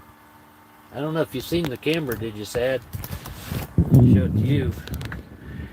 I have to show it every now and then, but I don't know if you can see, there's a minnow right in the middle almost. I was bouncing a little bit there on my jig, but you can see a fish when they come in there pretty good. The water's kind of mucky. I've told everybody else here, but I know you just came in not too long ago, so you hadn't seen that, I'm sure. But that's the camera I'm watching, so if fish come along, and or I can turn it. It has a flasher with a dial gauge and everything. It shows you different colors and all that too. It does all that stuff, but I've got it set on camera because it's so much. You can actually get the reaction of the fish. The flasher, you just know that there's fish there and they're close to your lure, but you don't know how they're reacting to when you're fishing, you know, and if you jig it or don't jig it and all them kind of things. If you hold the bait still or if you move it around a little bit and they run, then you're scaring the fish, so you just let it hang still and all that. So the camera helps you. The flasher will tell you they're there, but it don't tell you their reaction. So anytime I can see in the water, if it's halfway clear at all to see, I use the camera most of the time.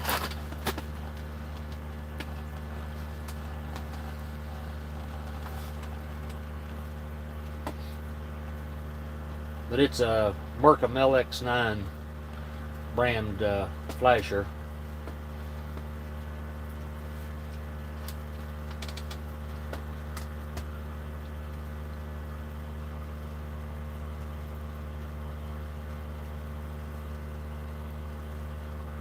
We've got some different ones now that's, I don't know if they're nicer or better, but they're the newer models, even since that this one ain't that old, but it's still, they made 2 or 3 different models and newer ones even yet since that. They all do about the same thing, but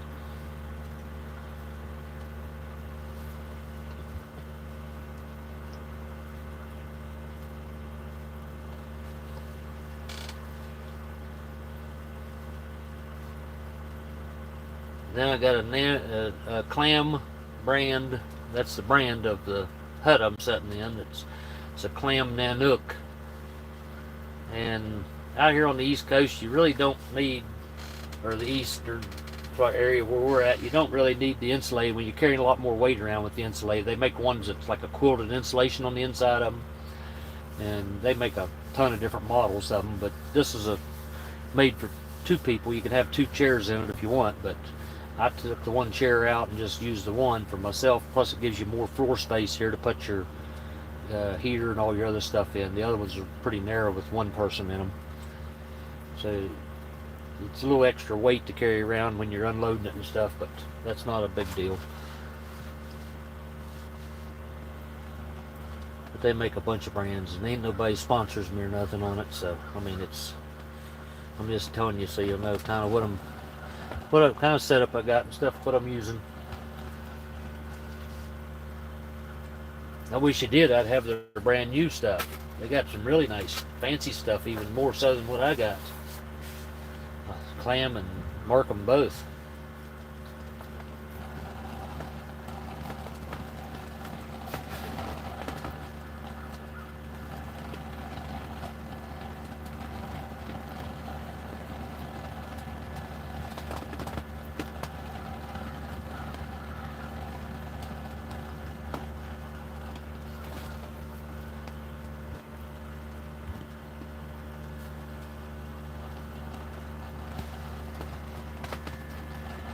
Well, I don't know. They just ain't swimming through it all now. They've give up on us. Is it 3 o'clock yet?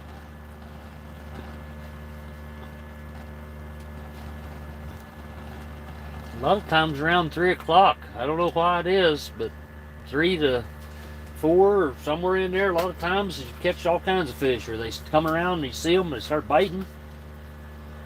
And then early in the morning, then of course, but they kind of die off through noontime, midday there. Over here it seems that way all the time, though. Even when we're having great days, for a couple hours there in midday, they just quit. And then about 2:30 to 3:30, somewhere in there, a lot of times you'll catch fish, but it seems to pick up big time. I don't know why. It's just feeding time, I guess.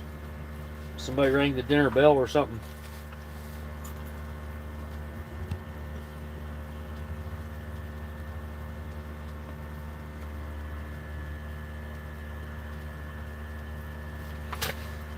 Yeah, it'd be nice if they'd just give you stuff, because it's a lot of work to take care of it and prep it and prepare it. And if these companies was just giving you stuff all the time, it'd be like the professional, like the bass masters and stuff.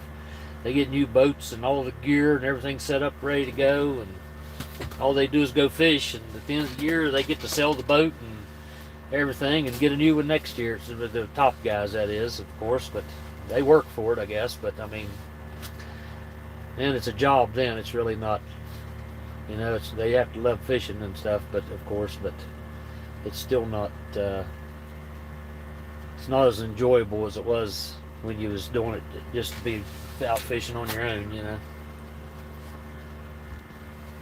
Everything, when you make a job out of it, it's not near as fun.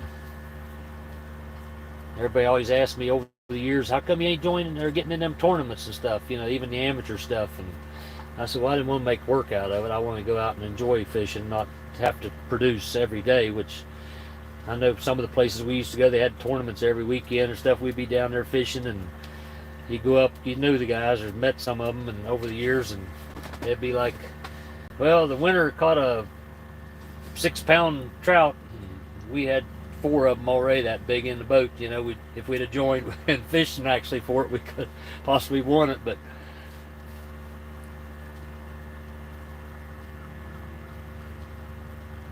it wouldn't have been as fun, and you're working for it instead of trying to just go out there and relax and enjoy the day, you know.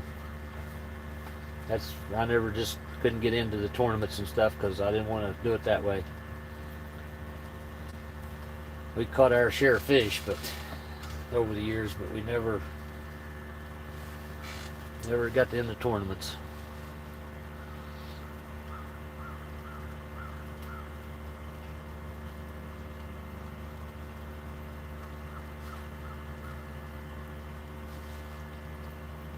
I don't know where the fish went. I don't see none coming through there now since we got that pike. Them pike,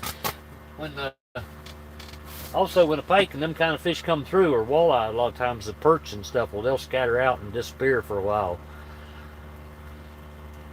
because they'll be grabbing them for lunch.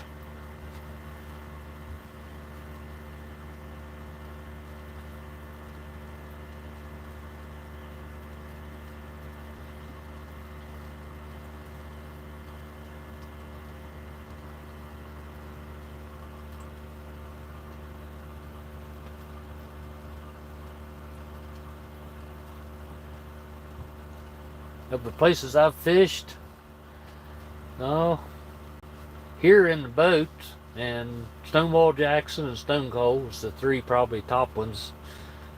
Like I said earlier, I went to Chesapeake Bay the one time. If I was living over there and actually there all the time, that would be amazing over there too, I'm sure. But it's like ocean fishing or anything else. When you go to different places like that, you got to learn the water, you got to learn different lures and everything that you're actually going to fish with, and the local setups and the way to do it.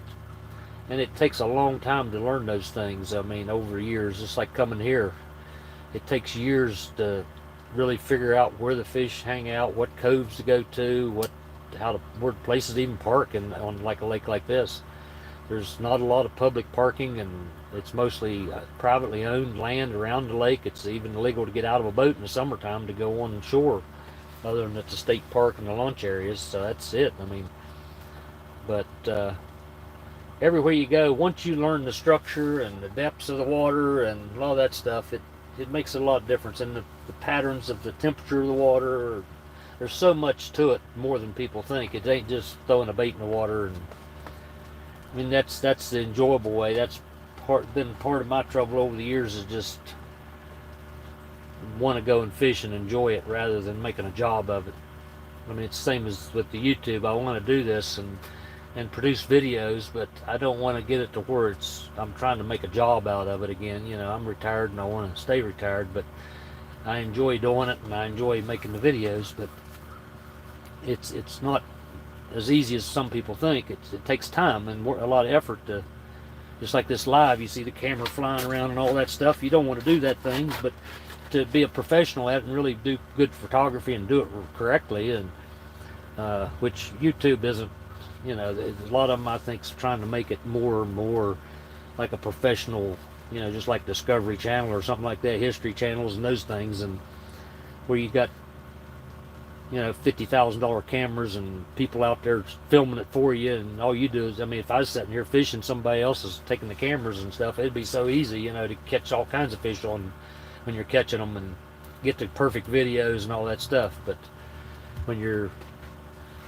trying to hold a camera and hold a fishing pole and grab a gaff and you going back and forth from a camera to the hole to show you the video, it's hard to do, you know, with just one person.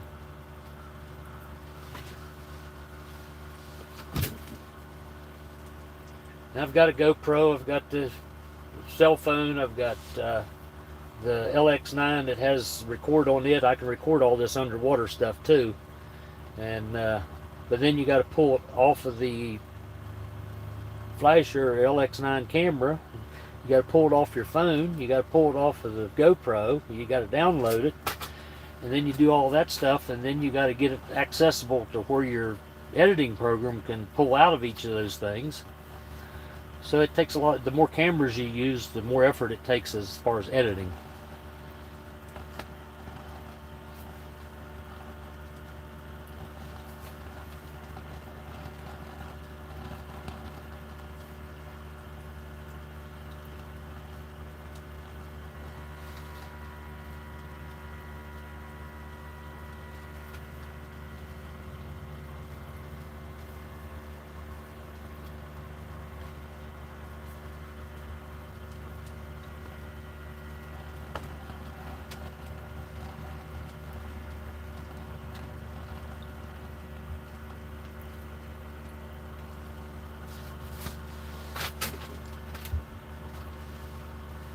Yeah, there's a lot of work to it, Sad, but I tell you, you do a good job at it. Your editing and stuff's really good too, in my opinion.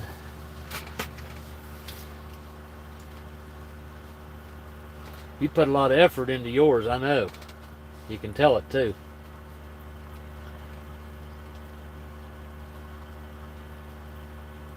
If anybody hasn't subscribed, check out Sad Tip Ear.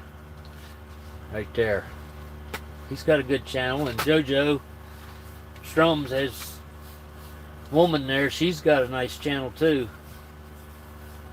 She plays the ukulele and sings and a bunch of stuff. But Sad and them, they got a channel that they do a lot of hiking and stuff. Some beautiful territory out there in Oregon, in that area, right on the Oregon-Washington border.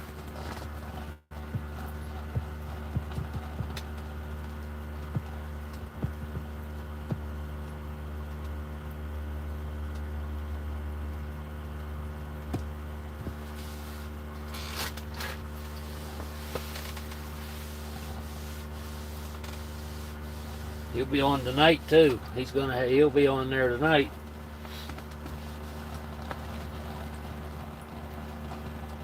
On live tonight. So watch him if you can.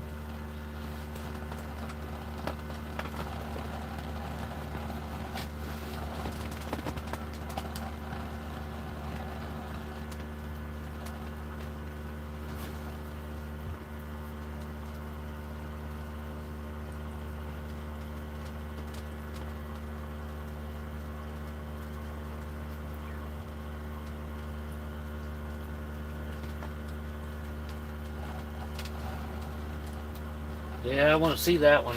I knew you was talking about it there the other day when the one live you had that you was going to do that and all, and that'll be interesting.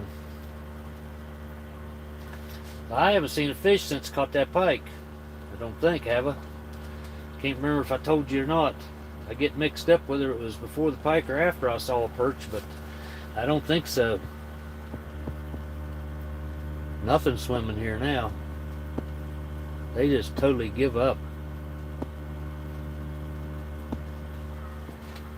They must have went to the other end of the lake or something. There's one of the dudes that does a guide service here.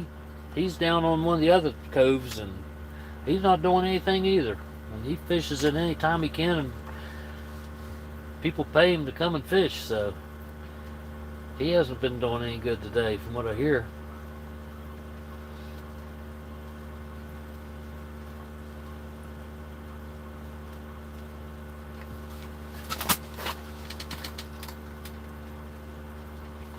Bunch of them out that way's left on the right side of me. Man, ain't there one or two groups over. That's about it. Everybody else done bailed on us, looks like. I don't see nobody else going.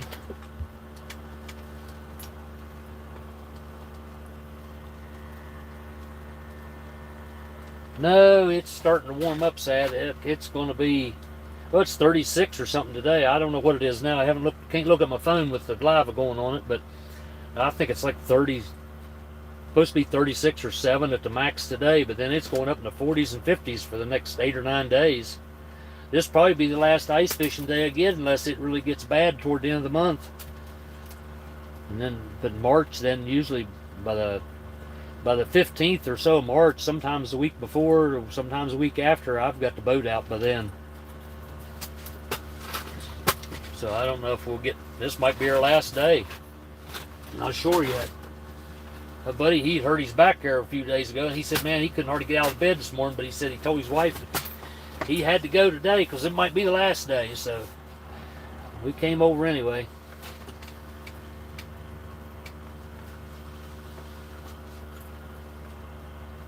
I'm hoping it.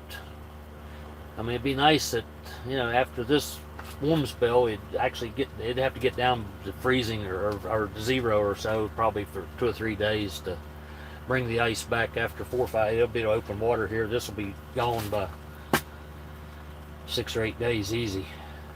Probably won't be that long, 2 or 3 days, because it's kind of soft on top here today. And we got about 5 inches, so it won't last long. I mean, every time we come over, there's some cameras that some companies have over here. You can see part of the lake and there's different areas, a couple places, and like yesterday evening or afternoon, it was open water out on the main lake, and then we come through the day, it's got a little skim ice on it, and then a couple days ago when we was over, it was water the night before, and then froze over the next day when we come over. So we're probably about done. We haven't got a great ice fishing season this year. It's been kind of lousy.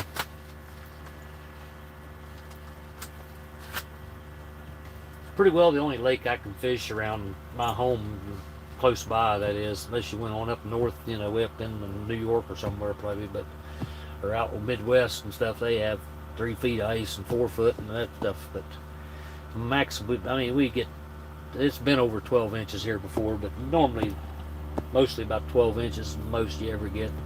And there's a couple little trout ponds that closer to home that sometimes they freeze over, but I haven't fished them for years.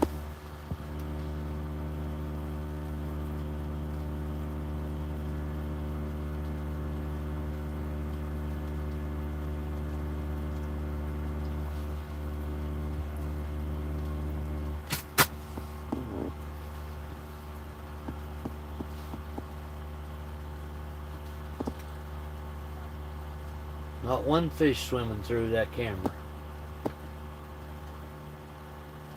Other than my minnow. He's just moving around there if I see him, but that's it.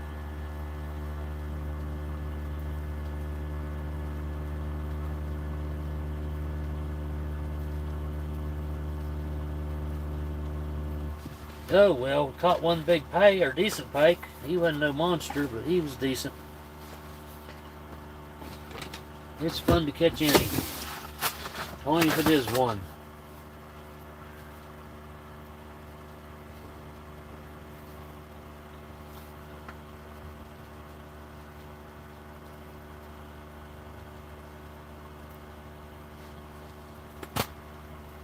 Yeah, that's what I'm saying. Where are they at? They're hiding out today, I'll tell you. But the other day I was sitting here and watched hundreds of fish go by, and we caught a few, but it was fun catching them and seeing them, but it was aggravating to watch them come up and look at it. I'd have 3 or 4 perch around the bait looking at it all at the same time, and all of a sudden they just swim away. I changed baits 10 or 12 times, different kind of jigs and different stuff, and nothing worked. Buddy, he was doing the same thing, and nothing worked for him.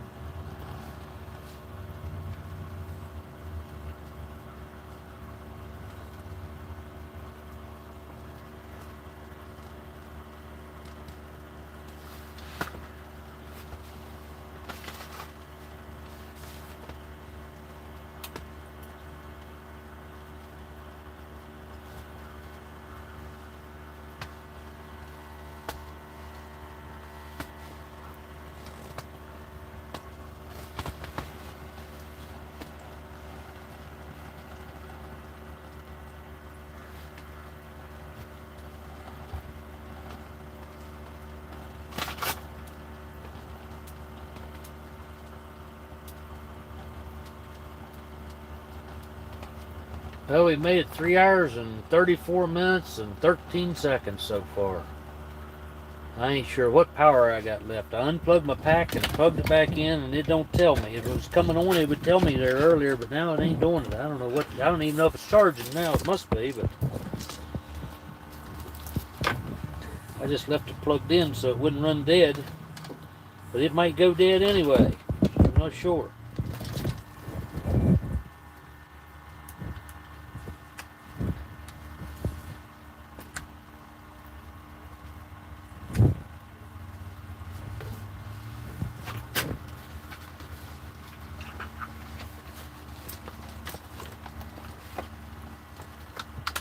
Try a different pack here and see if it does anything or says anything. I don't know if that one's doing anything or not.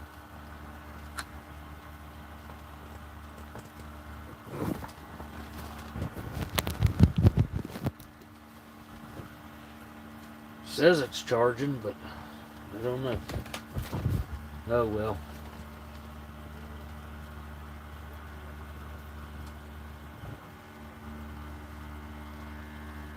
All right, Sad. Good to have you in. Thanks for stopping by, man. I'll try to catch you tonight. Have a good one. We're going to try to keep catching them here. I don't know.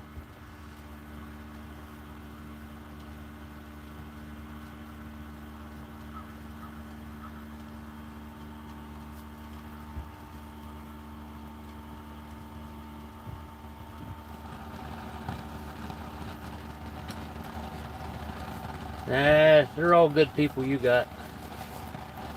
We won't get no weirdos. It don't matter if we do. We're not all perfect. Yeah.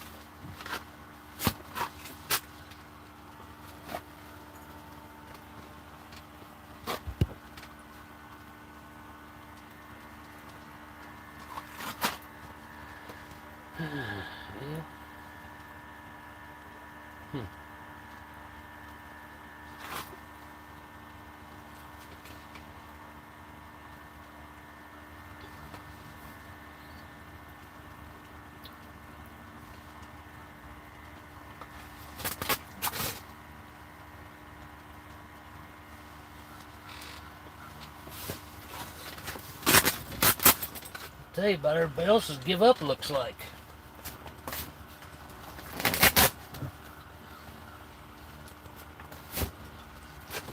Ain't many out there now.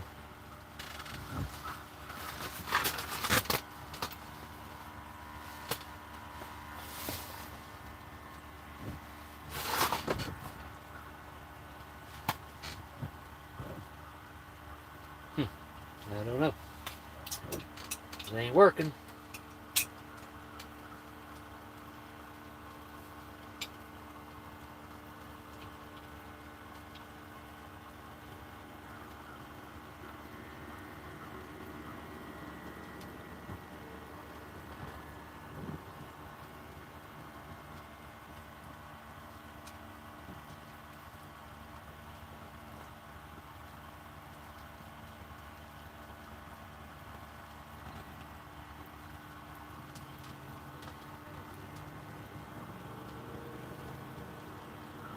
Trying to bounce it on the bottom here a little bit and maybe stir up some dirt and make them come after it. I don't know. Make a little noise.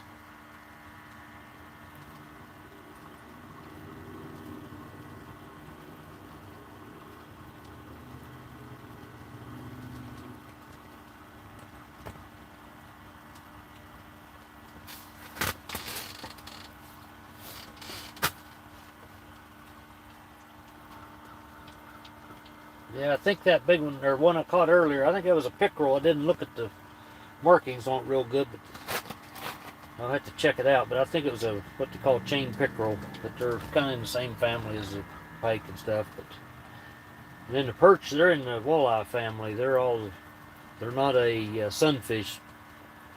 They're in the walleye family.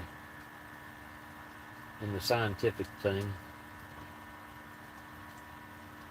I guess you could call them cousins or whatever.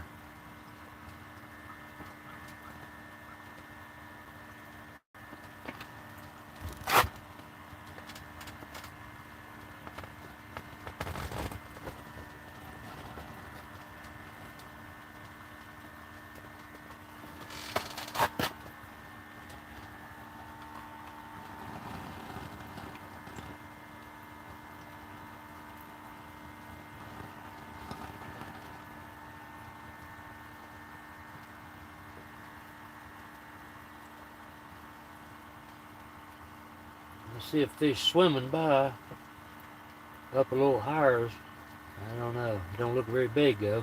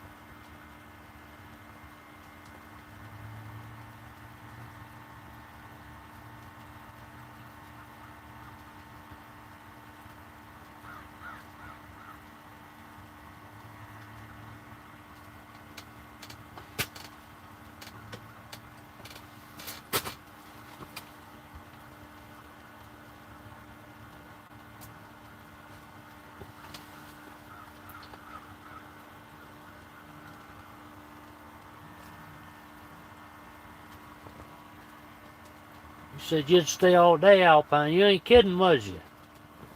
You're still here.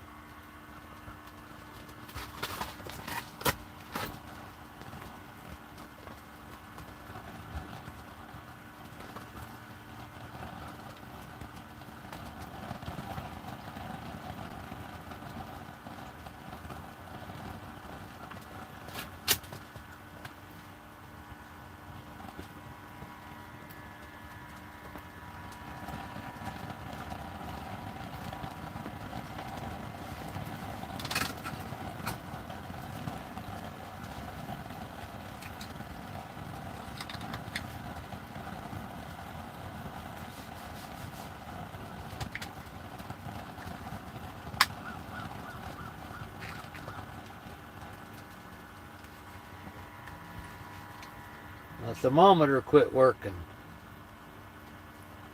It's warm enough in here though, but it ain't working. I don't know what happened to it. It was working the day before yesterday. It's quit on me.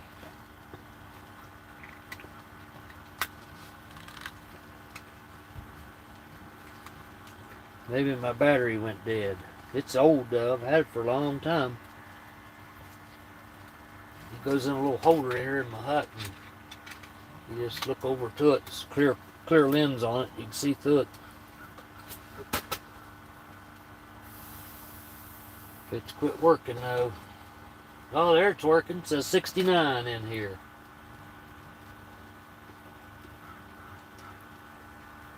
There it started working again. I put it back in its case. It's working. Maybe it was cold out there. Got warm, it come back on.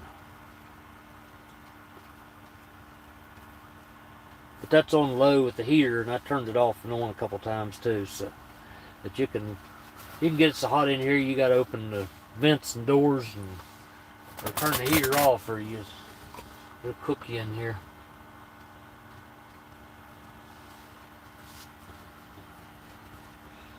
And like I said, this isn't even the insulated one. it's got a coating on the inside of it, but it's not. They have some that's insulated too. Go out west there where they have 40 below zero and stuff, you'd probably need one of them.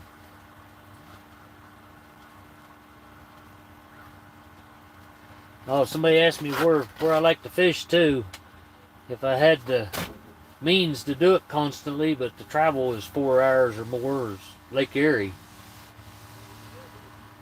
I could probably live on that lake.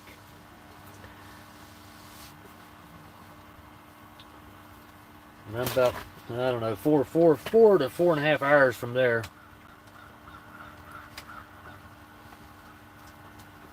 But I've been up there a few times with the boat.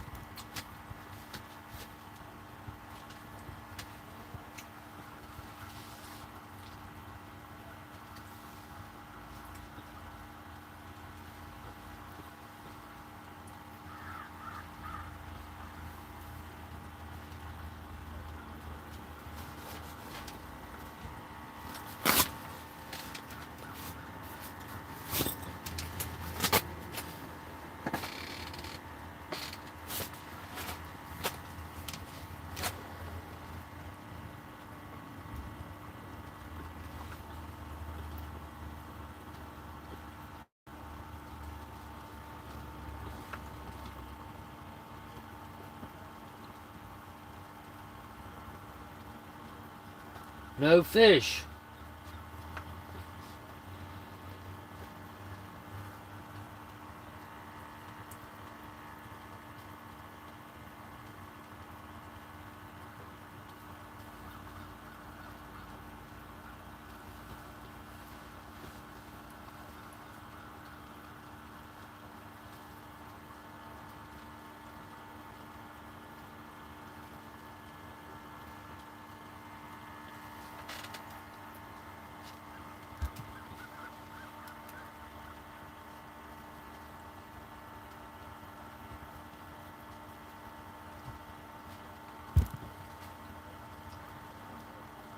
Yeah, it was, Lake Erie was polluted heavily for years, but it's one of the best walleye fisheries in the world now, and steelhead and all kinds of stuff. I mean, they've really made a difference in it. And the perch, goodness me, you can catch all kinds of perch up there, but they catch some of the nicest walleye in any waters in the world pretty well up there now.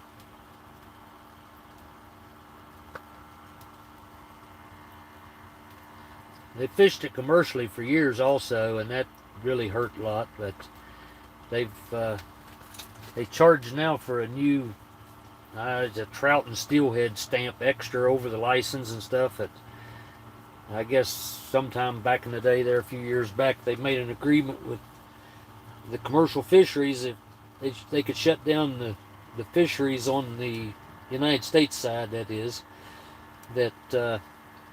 Somehow that money was going to be divvied up against with the commercial fishery type things somehow, and a bunch of stuff to get them to give up part of the fishery and a bunch of stuff. So basically, it's not commercially fished on the United States side anymore, other than guided fishing license stuff and that kind of stuff, where they take you out and you catch fish, for the public. But Canada still, I think, does a bunch of commercial fishing, but they got the stamps, and they somehow disperse that money out to commercial fisheries to kind of buy out their fishing royalty or whatever they call it. And that kind of made them happy for a while, I guess. But they've started putting sample fishery nets and stuff back in the lake now in different places, even on our side, to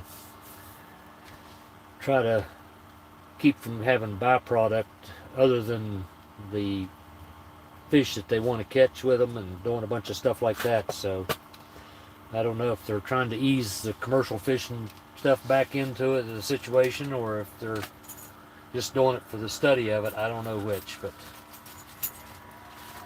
if it's like most things, once they get the extra stamp and then they use it for a while and then they figure out a way around that and they keep the money, and but hopefully not. It is a really great world-renowned fishery, so that hopefully it stays that way.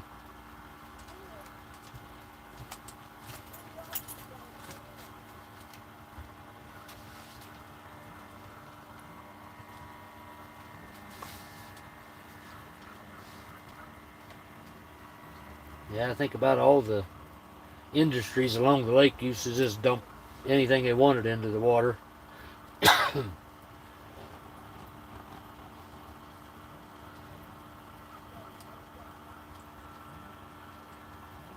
I knew a fellow one time, he said that he used to work up on Lake Erie there at a big chrome shop where they plated with chrome, and it's a hazardous material, of course, and they had their building right on the shoreline, and the grading off of the places where they pulled stuff out of the tanks and stuff was over top of the water, and when they rinsed it off it went straight into the lake. That was back, in the, I guess, late 50s, 60s, but that's no longer legal for any of that kind of stuff.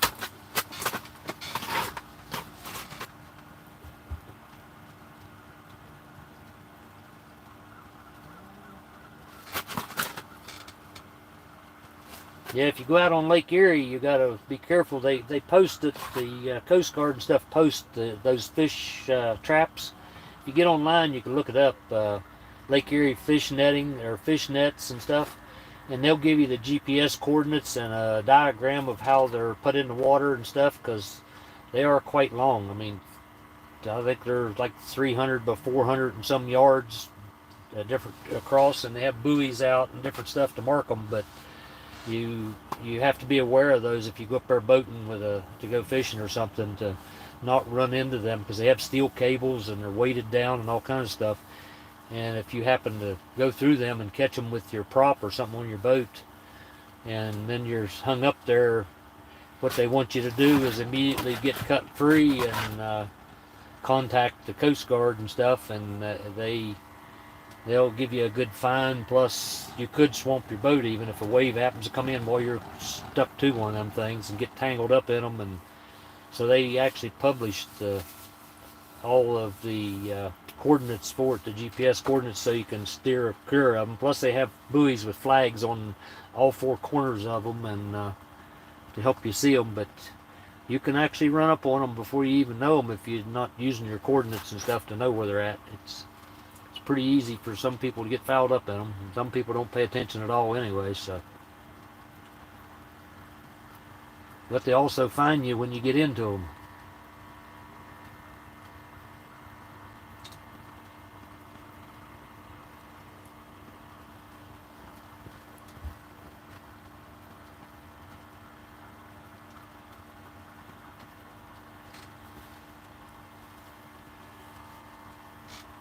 There I see a big old bluegill swimming by. He don't want nothing either, I guess.